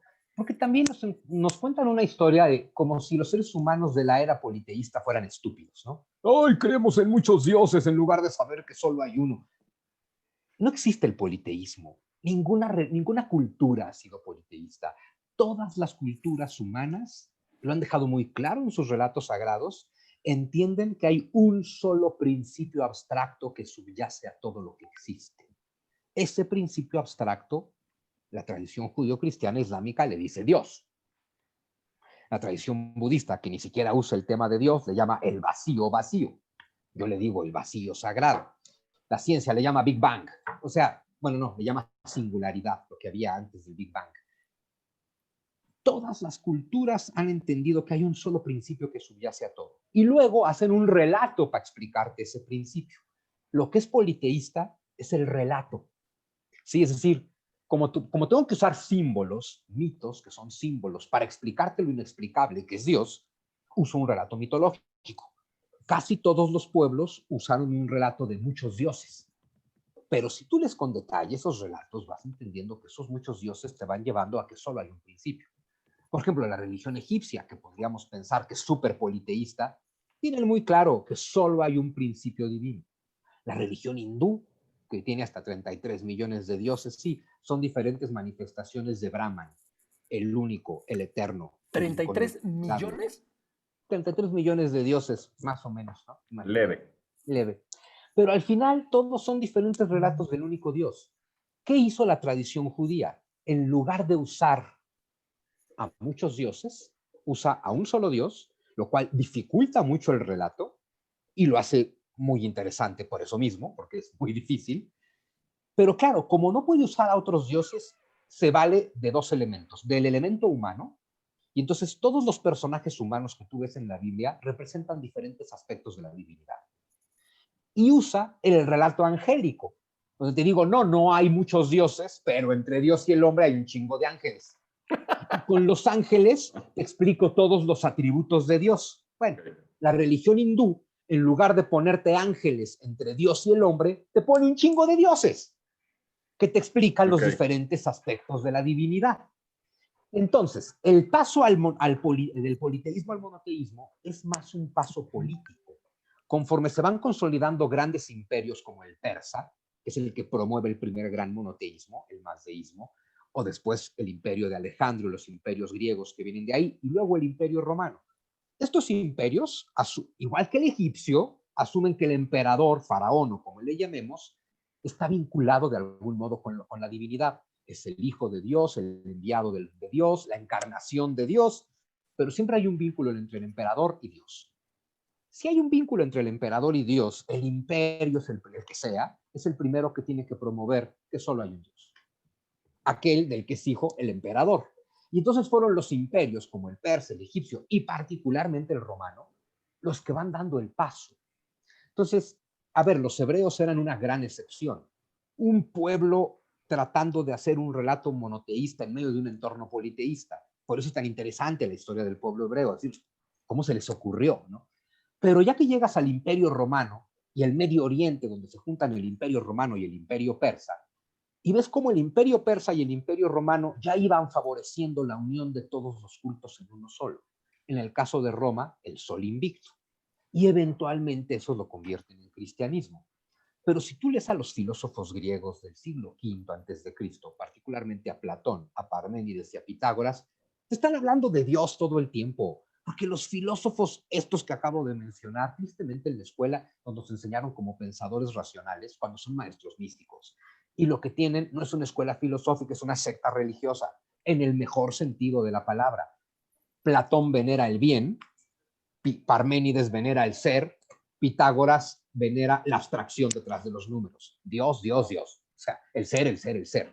Por eso los hebreos de tiempos de Alejandro Magno se llevaban tan bien con los filósofos griegos, porque entienden que el ser del que hablan los filósofos es el Dios del que habla su Torá. Por eso un filósofo como Filón de Alejandría, que justo vive en tiempos de Cristo, en tiempos de Jesús, pues, te va a decir, un filósofo judío que te va a decir, Dios se reveló a través de los profetas de la Torá y a través de los filósofos griegos.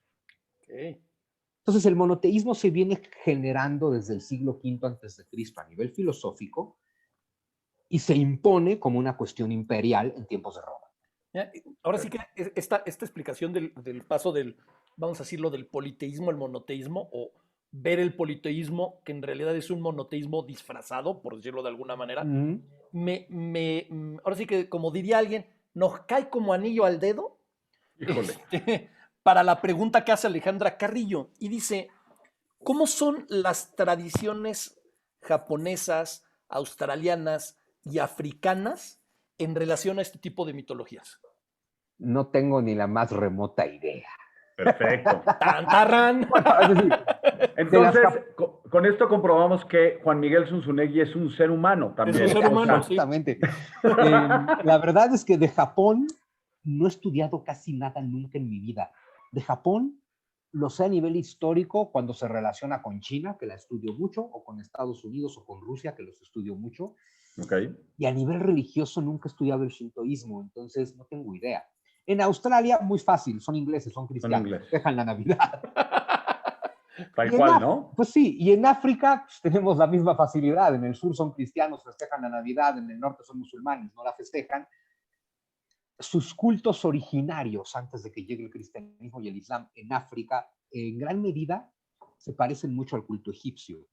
Ujú.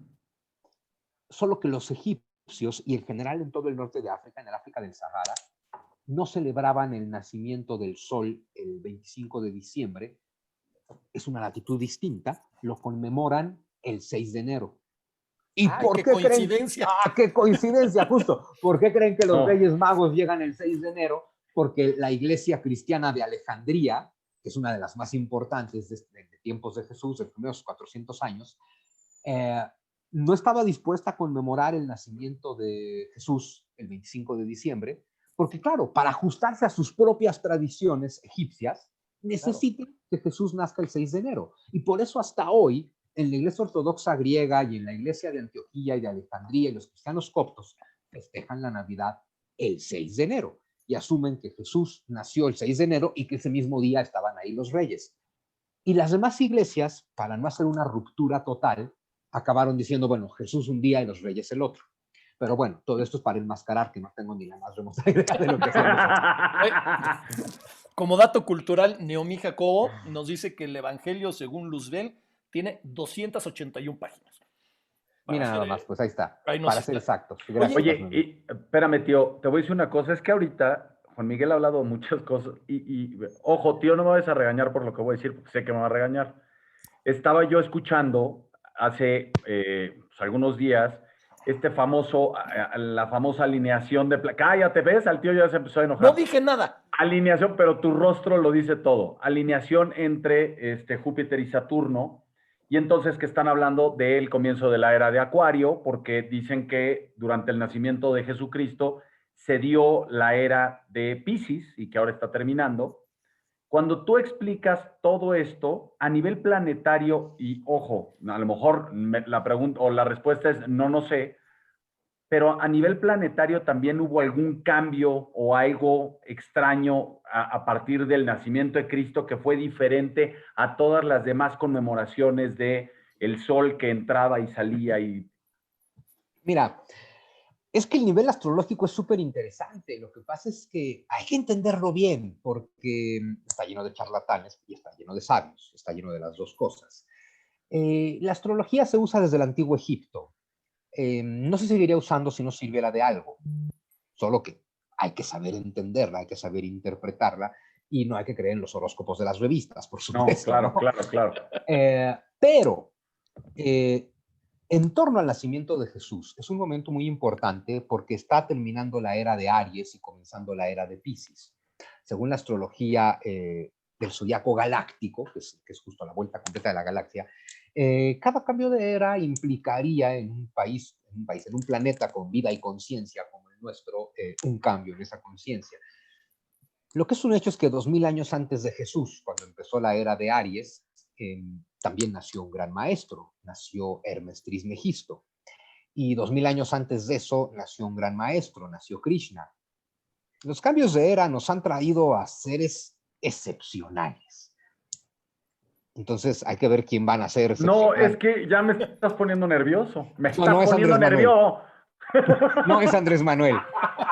Claro, porque No, esto podría servir para que el No, presidente le dijera a Broso, ¿qué crees? Sí, soy el hijo del sí hombre. soy el hijo del hombre.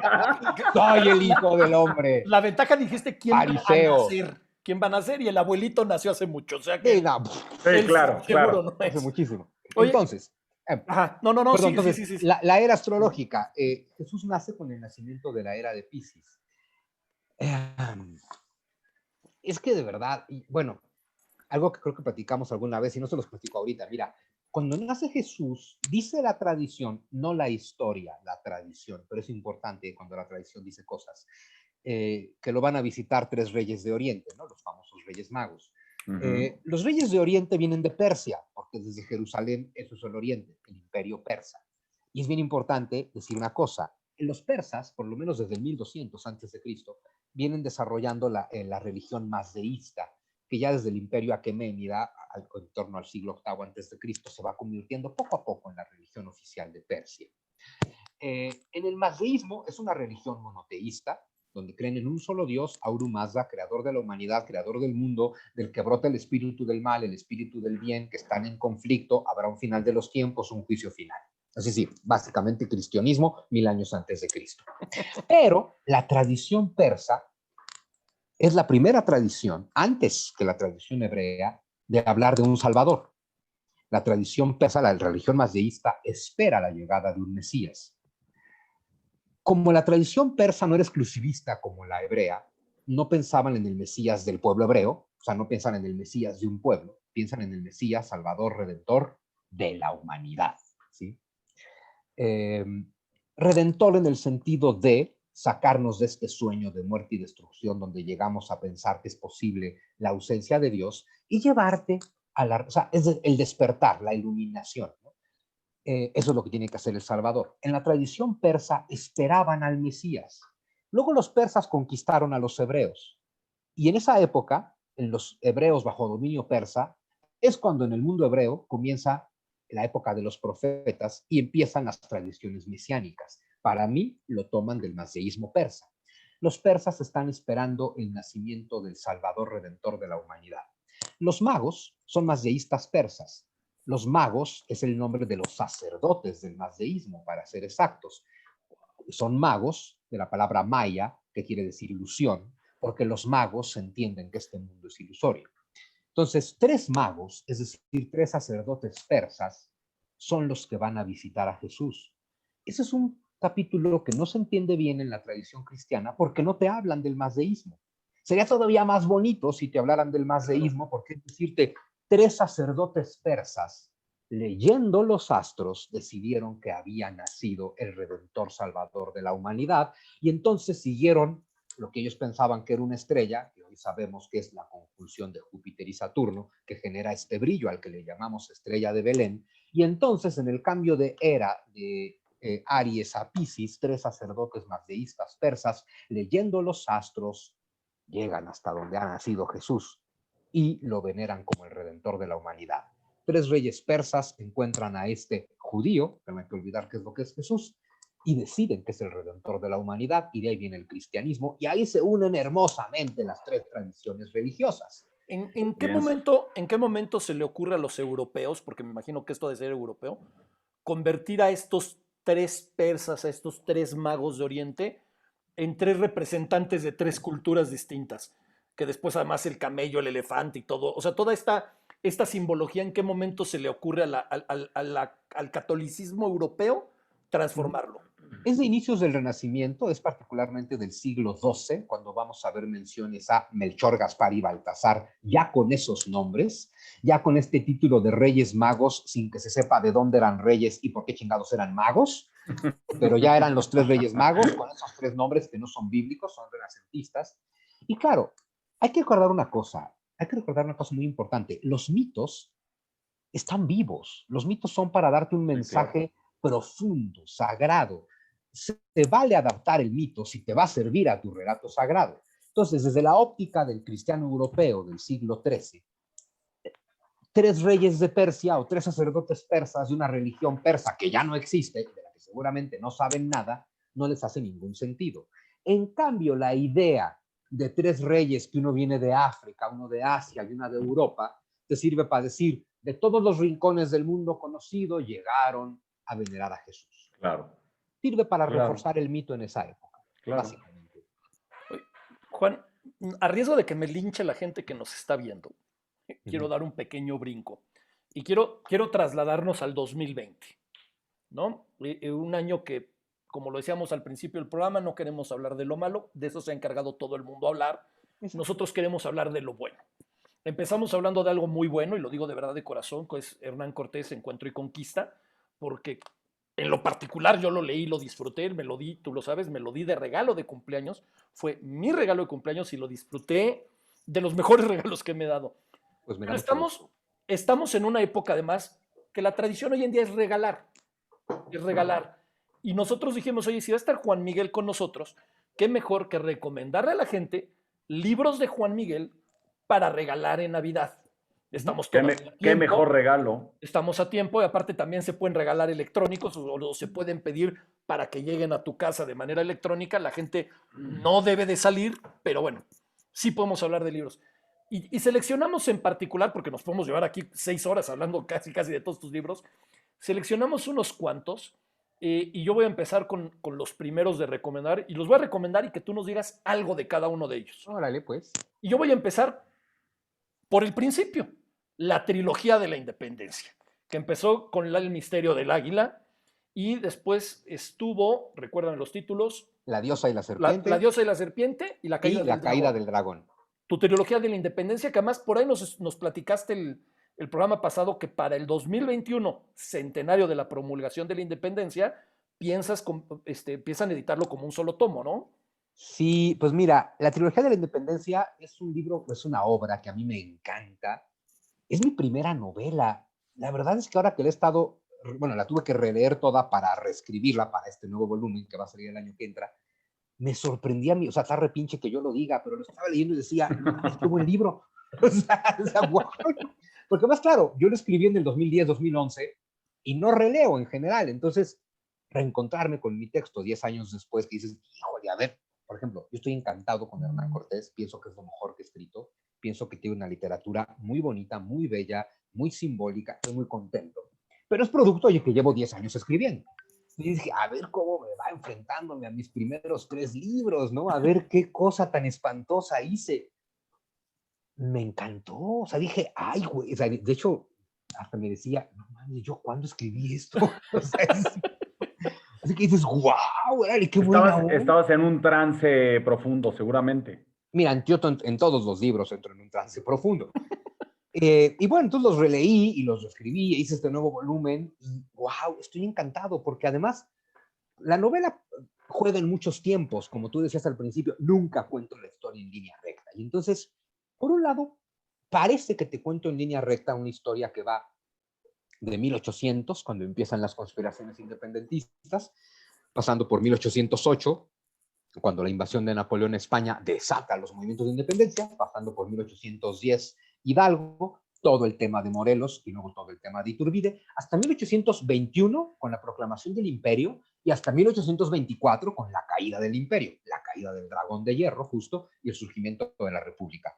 Pero mientras te voy contando todo eso en una línea recta que da muchos saltos entre estos años, te voy contando la historia de la conquista, la historia del virreinato, el relato guadalupano, o sea, te voy contando un montón de cosas. Entonces, acaba siendo una novela que te habla de la conquista de Hernán Cortés, de Moctezuma, de sus descendientes en conjunto. Todo el misterio del águila al que se refiere la novela es encontrar una descendencia de Cortés y Moctezuma. En fin, estoy fascinado. Ya terminé de escribir el volumen único, va a salir en mayo del año que entra. Okay. ¿Ya terminaste? Claro, porque a ver, son 500 años de conquista y 200 años de independencia el año que entra, y mi novela te cuenta las dos cosas. Entonces, pues ahí está, en un solo volumen, porque el problema de trilogía es que luego no todo el mundo encuentra el 2 y el 3, ¿no? Eso es obligarlos a que lo lean completo, como quien dice. No, oye, perfecto. Y al mismo tiempo creo que va a estar en serie de televisión. Ah, ¿en serio? ¿Ya?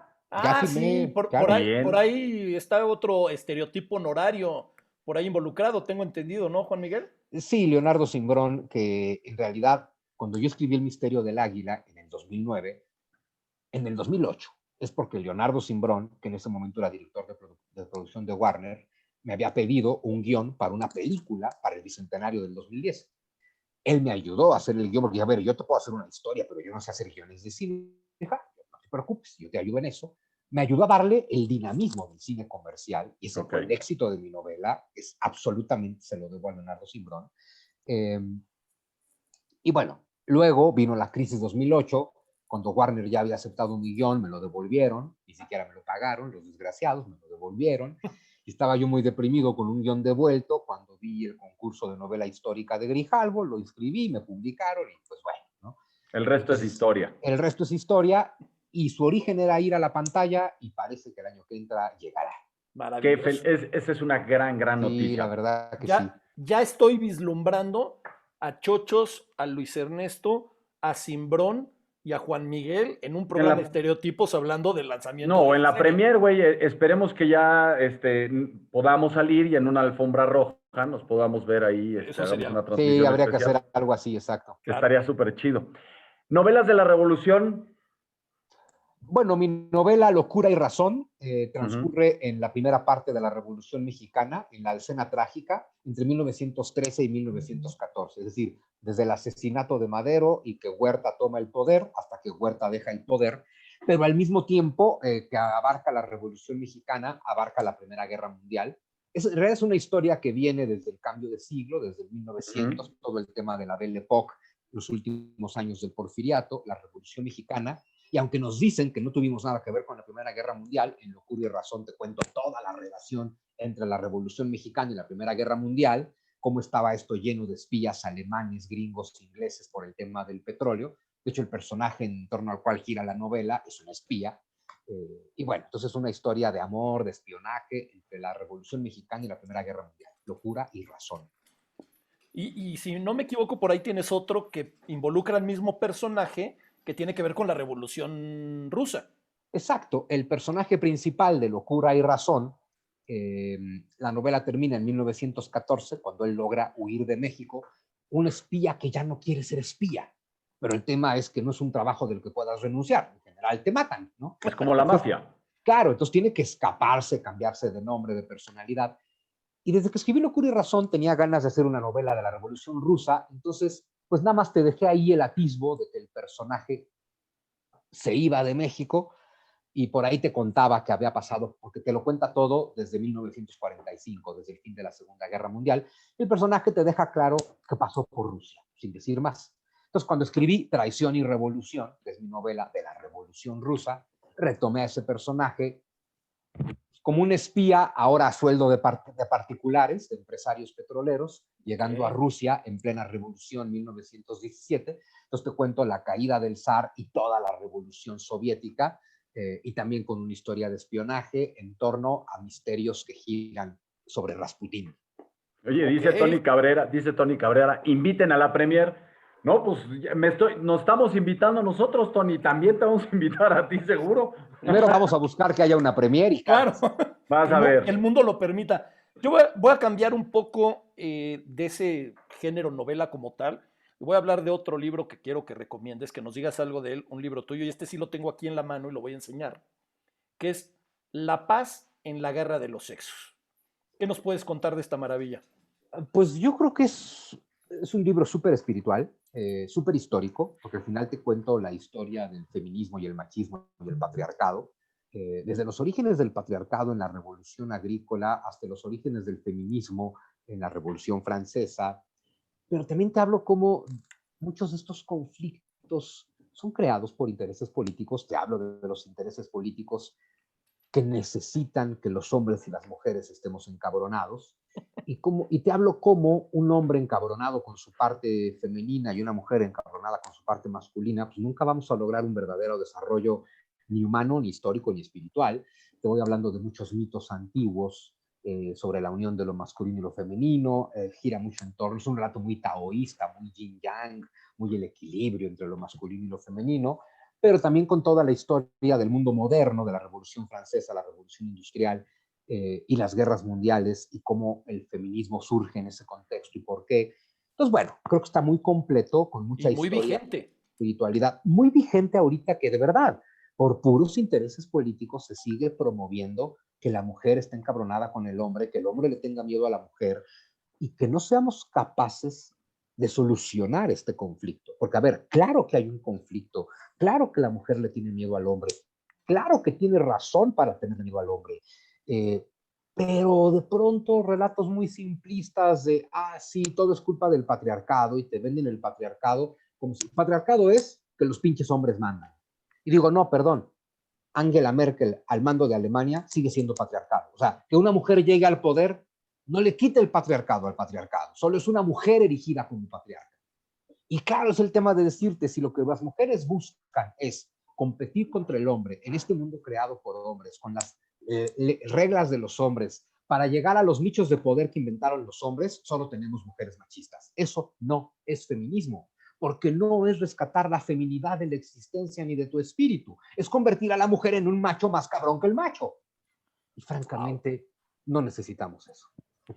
Enorme. Oye, un poco más, a ver, dentro de los libros que podría recomendar, o sea, profundizando un poco en el Evangelio según Luzbel, ¿qué otra cosa nos podrías decir? Digo, ya nos comentaste un poco de la pregunta que te hizo Leti, pero ¿o tienes algún favorito? Yo creo que mi favorito es mi libro menos vendido, ¿Cuál es? El viajero de los sueños. El viajero de los sueños es mi incursión en literatura fantástica. Es en un mundo alternativo que se llama Terraverum, donde está el país de los humanos, que los humanos además están dirigidos por hechiceros, al mando del gran cónsul llamado Cornelius Samuel. Está el imperio de los gigantes rojos, está el país de los hombres de arena, está el reino de los dragones de fuego, el reino de los dragones de viento, las islas de los fantasmas. O sea, es un mundo así muy fantasioso, donde un personaje que es una especie de semidios, que sabe viajar entre los sueños de las personas para espiarte en tus sueños e infiltrarte ideas en tus sueños, que es un hombre que en teoría trabaja para el sistema y entra a tus sueños para robártelos, para que no tengas sueños y seas una máquina, pero en realidad es un rebelde que lo que hace ya que está en tus sueños es infiltrarte semillas de rebelión. Y bueno, cómo acaba en una búsqueda muy mágica de unos seres espirituales muy interesantes. Y además la planteé como una trilogía. Era una cosa maravillosa. Escribí el primer libro, lo publiqué, y claro, como es mi libro menos vendido, pues no te publican la segunda parte de tu libro menos vendido, ¿no?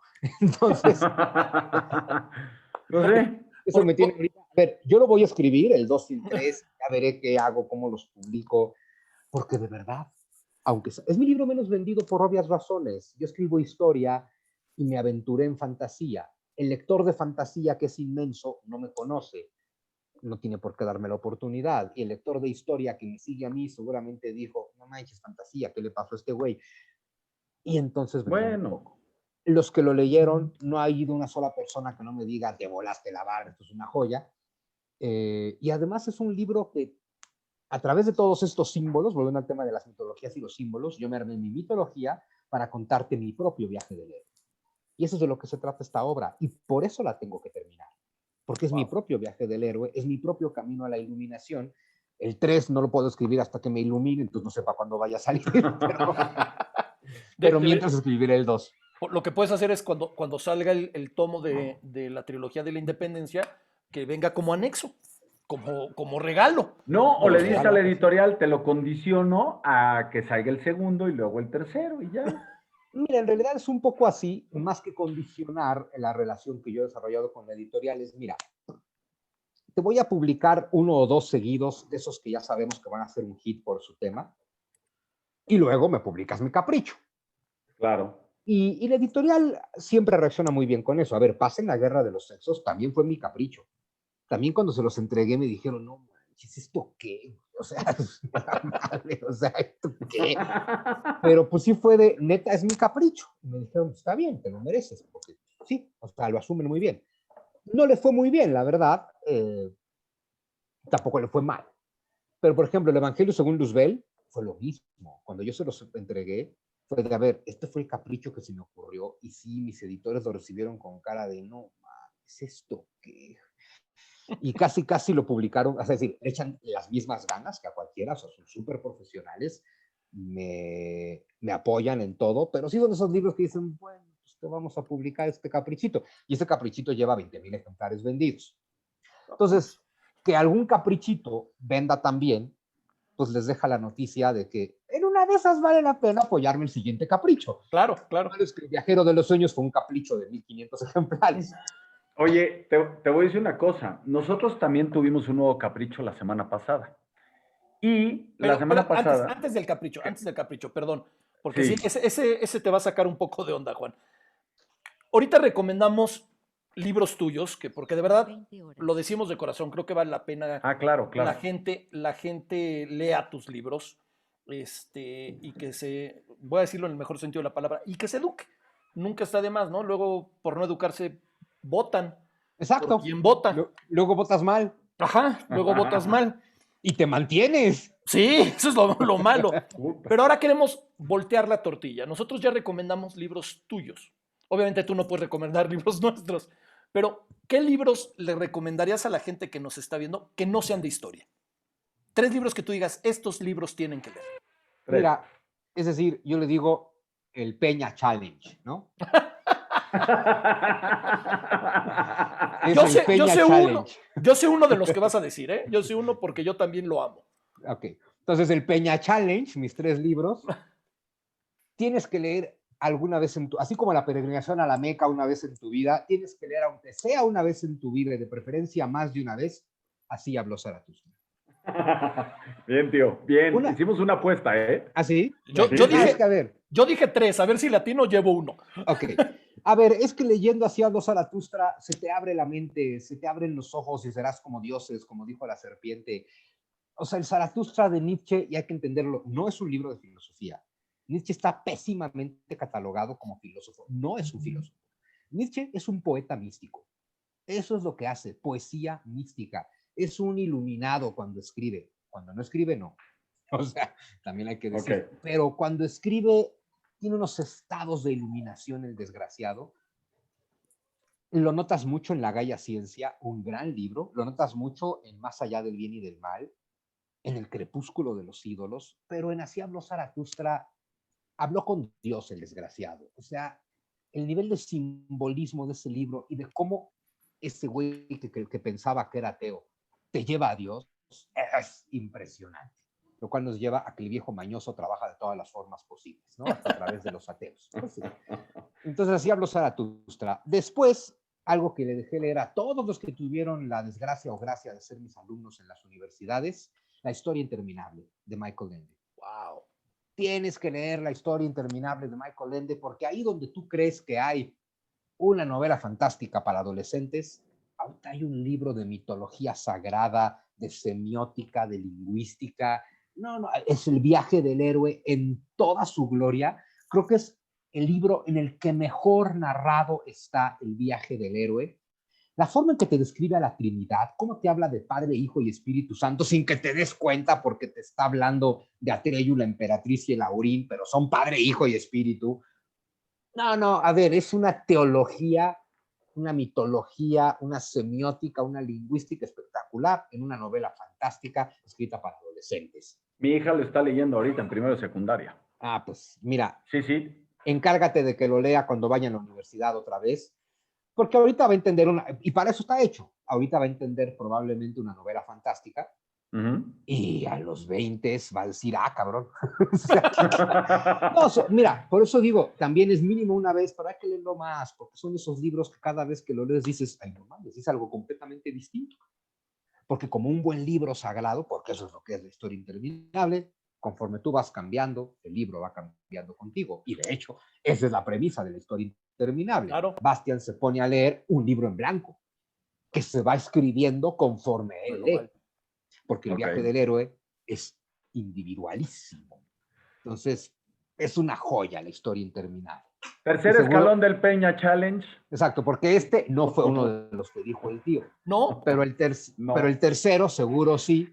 A ver. No puedes pasar por una existencia humana y mucho menos vivir en México en tiempos del peje sin leer 1984 de Don George, Mr. George ding, Orwell. Ding, ding, ding. Sí, también. por supuesto. George Orwell es un profeta fuera de serie. Hay que leer hay que leerlo todo, pero La rebelión en la granja, claro, y 1984, que es la versión compleja de Rebelión en la granja, y luego son 3 pasos, lee 1984, observa México, piensa en lo que hiciste. O sea, ese es básicamente el camino. Oye, Juan, ahorita tengo que preguntarte, porque a mí también cuando leí Espérate, antes de que me preguntes, ¿cuáles 3 dijiste tú? Estos 2, pero ¿cuál otro? Yo el tercero que mencioné, pensé que ibas a mencionar algo de Marx, porque sé que eres sí, pero no me cambió la vida. Y no, mira no. que sí, si me pidieras un cuarto libro, sería el Manifiesto Comunista de Marx, pero justo, estaría hasta el cuarto. Ahora sí, dime. Yo cuando leí La historia interminable, aparte me pasó de que soy de la generación que obviamente primero vio la película y se dio cuenta que es un fracaso con relación al libro, ¿no? O sea, es un insulto a Michael Que Ende. la película es el 20% del libro. Sí, sí, sí. Pero te preguntaría, Momo, ¿dónde lo pondrías? Hablando de Michael Ende. Cabrón, claro, pues sí, a ver, no. Así, sí, viene en paquete. O sea, así como con George Orwell hay que leer también La rebelión en la granja, con Michael Ende hay que leer también Momo. Todo su concepto del tiempo es una joya y Momo es mucho más fácil de leer que la historia interminable. Sí, Que no es que totalmente sea de acuerdo. difícil, pero es que Momo hay que darle chance. Yo creo que tardas como 40 páginas en engancharte.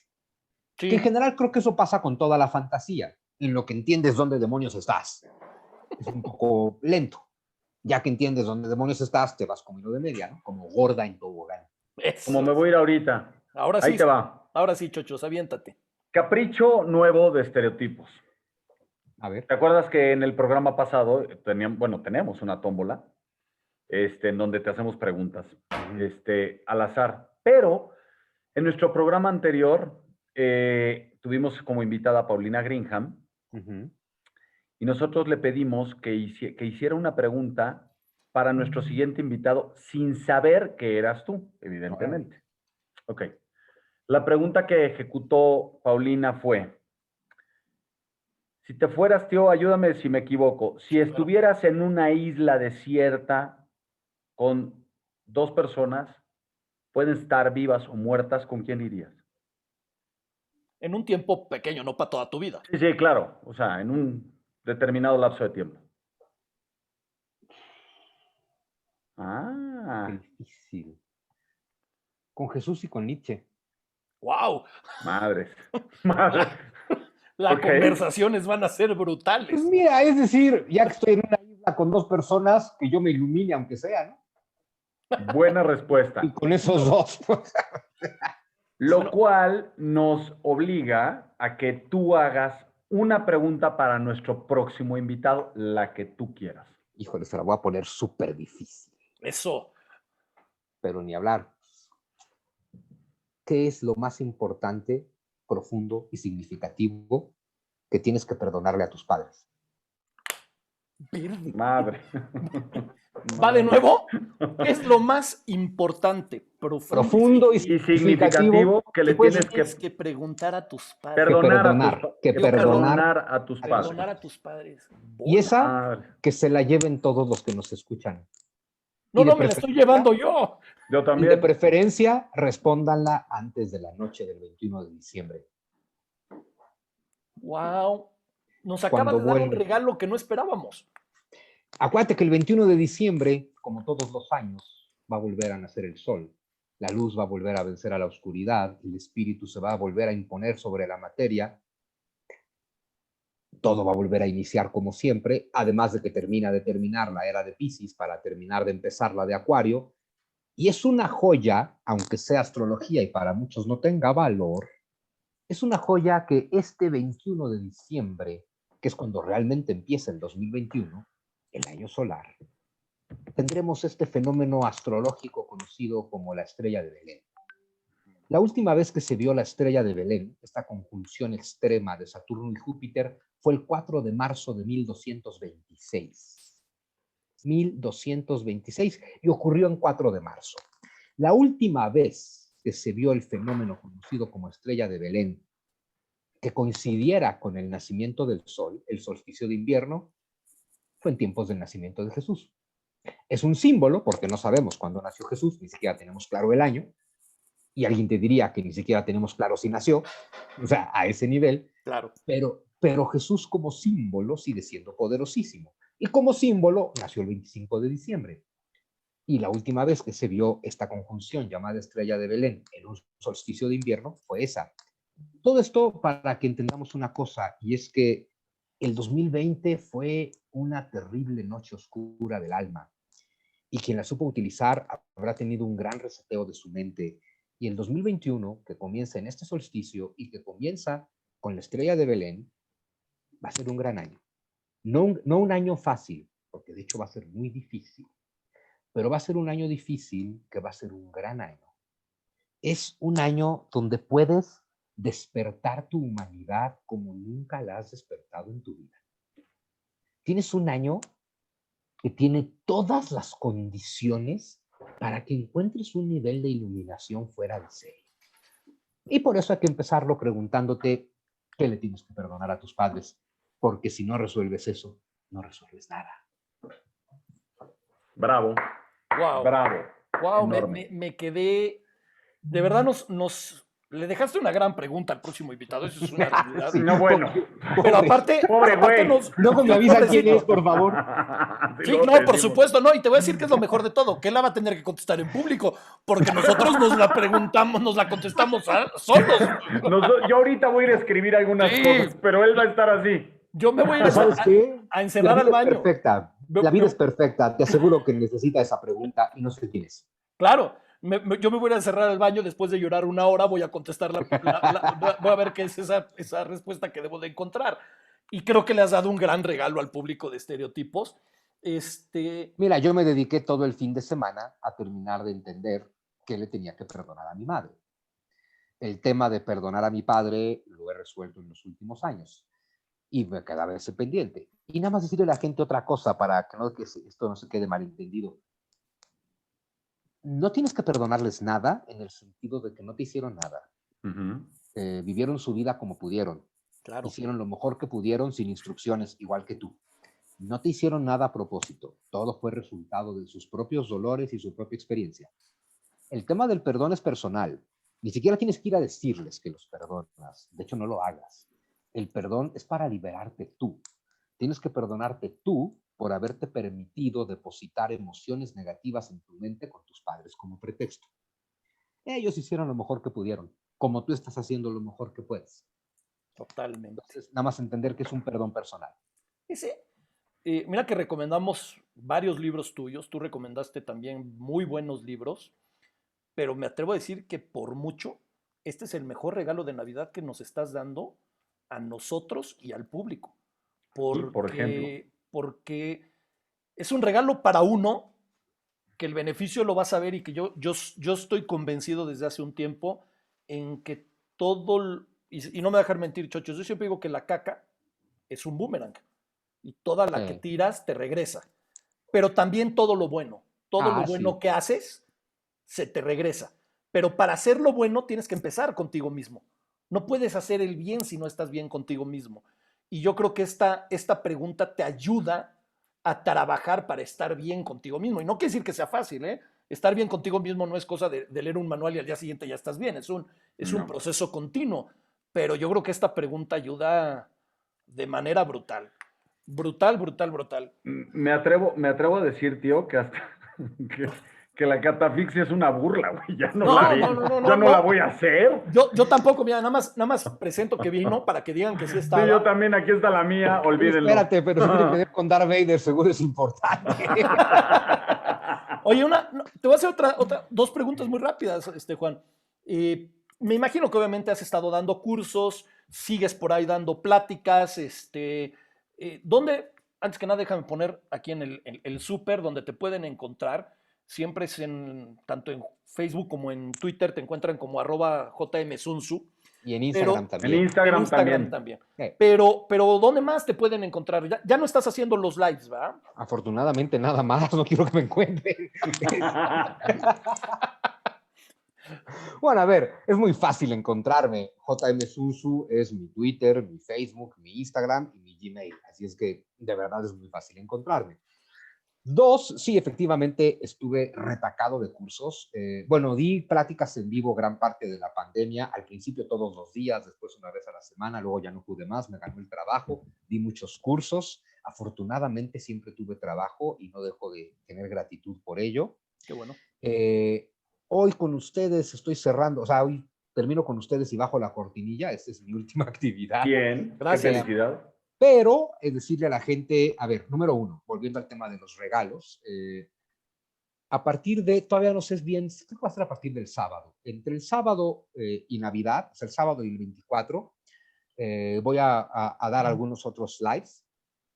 Cuando estuvimos en la cuarentena di pláticas en vivo y también hicimos meditaciones en vivo. Sí. Y ahora por el tema de Navidad, solsticio y todo lo que hemos platicado, voy a dar una mezcla de las dos. O sea, voy a hacer un ciclo de pláticas y meditaciones sobre el tema del solsticio, de la luz y la oscuridad y todo lo demás. Todavía no tengo claros los días y las fechas, lo tengo que acabar de tener claro hoy al rato o mañana en la mañana. Mañana voy a publicar en mis redes, en mi Instagram y en mi Facebook, qué días y a qué horas voy a dar pláticas y qué días y a qué hora voy a dar meditaciones. Entonces, por si lo quieren consultar, pues se meten ahí a mi Facebook y ahí va a estar cuándo voy a dar pláticas, cuándo voy a dar meditaciones, todo sobre este tema del sol invicto, el solsticio, la luz que vence a la oscuridad y demás, ¿no? Y ya, con eso voy a cerrar el año, pues digamos que ese es mi obsequio de fin de año, pláticas y meditaciones.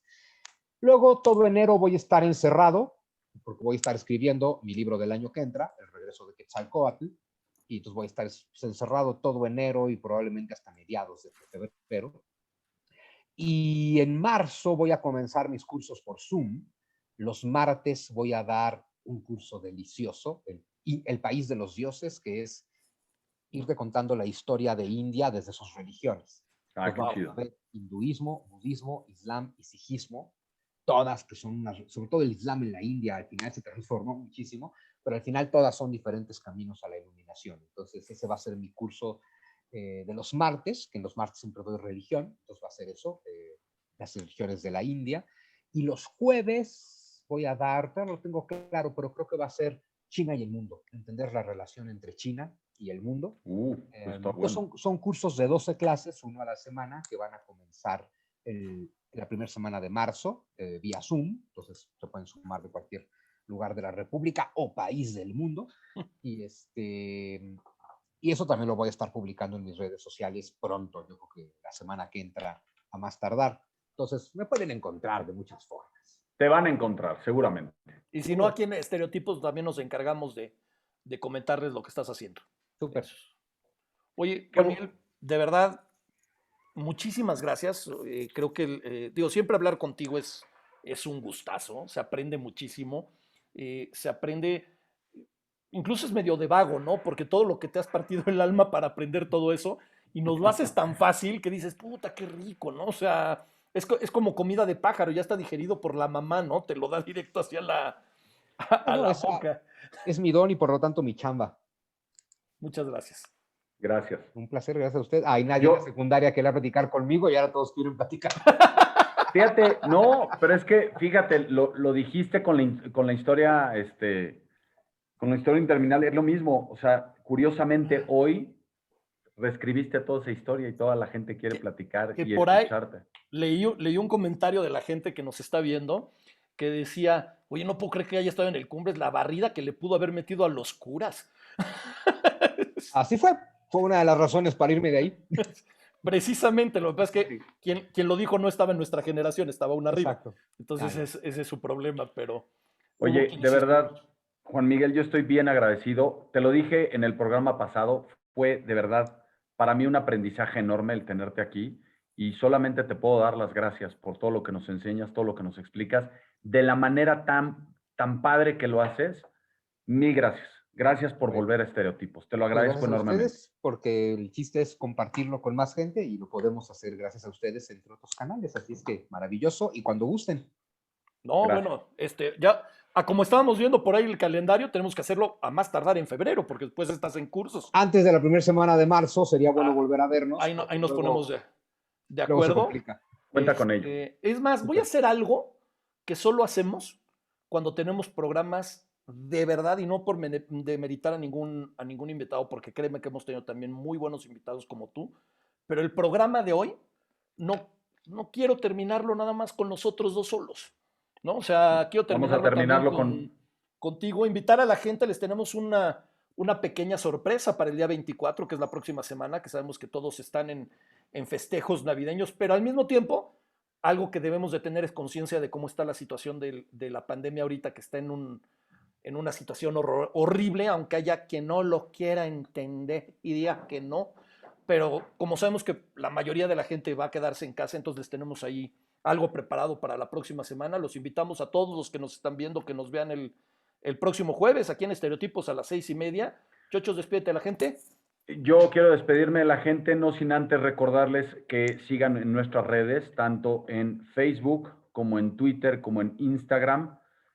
Bueno, está Lectío, es Luis Ernesto, el mío es Loporti, Y el de nuestra estereoproductora, que sin ella... El de Ana, a eso iba, el de Ana, que es Analuz 7408, y obviamente las redes directas del programa, que son Estereotipos 3 y Estereotipos. No se pierdan el próximo programa. Muchas gracias por seguirnos. Gracias, Juan Miguel. A todos los que nos Gracias, vieron un y placer. seguimos en contacto con todo el mundo. Hasta la próxima. Bye. Estamos fuera del aire.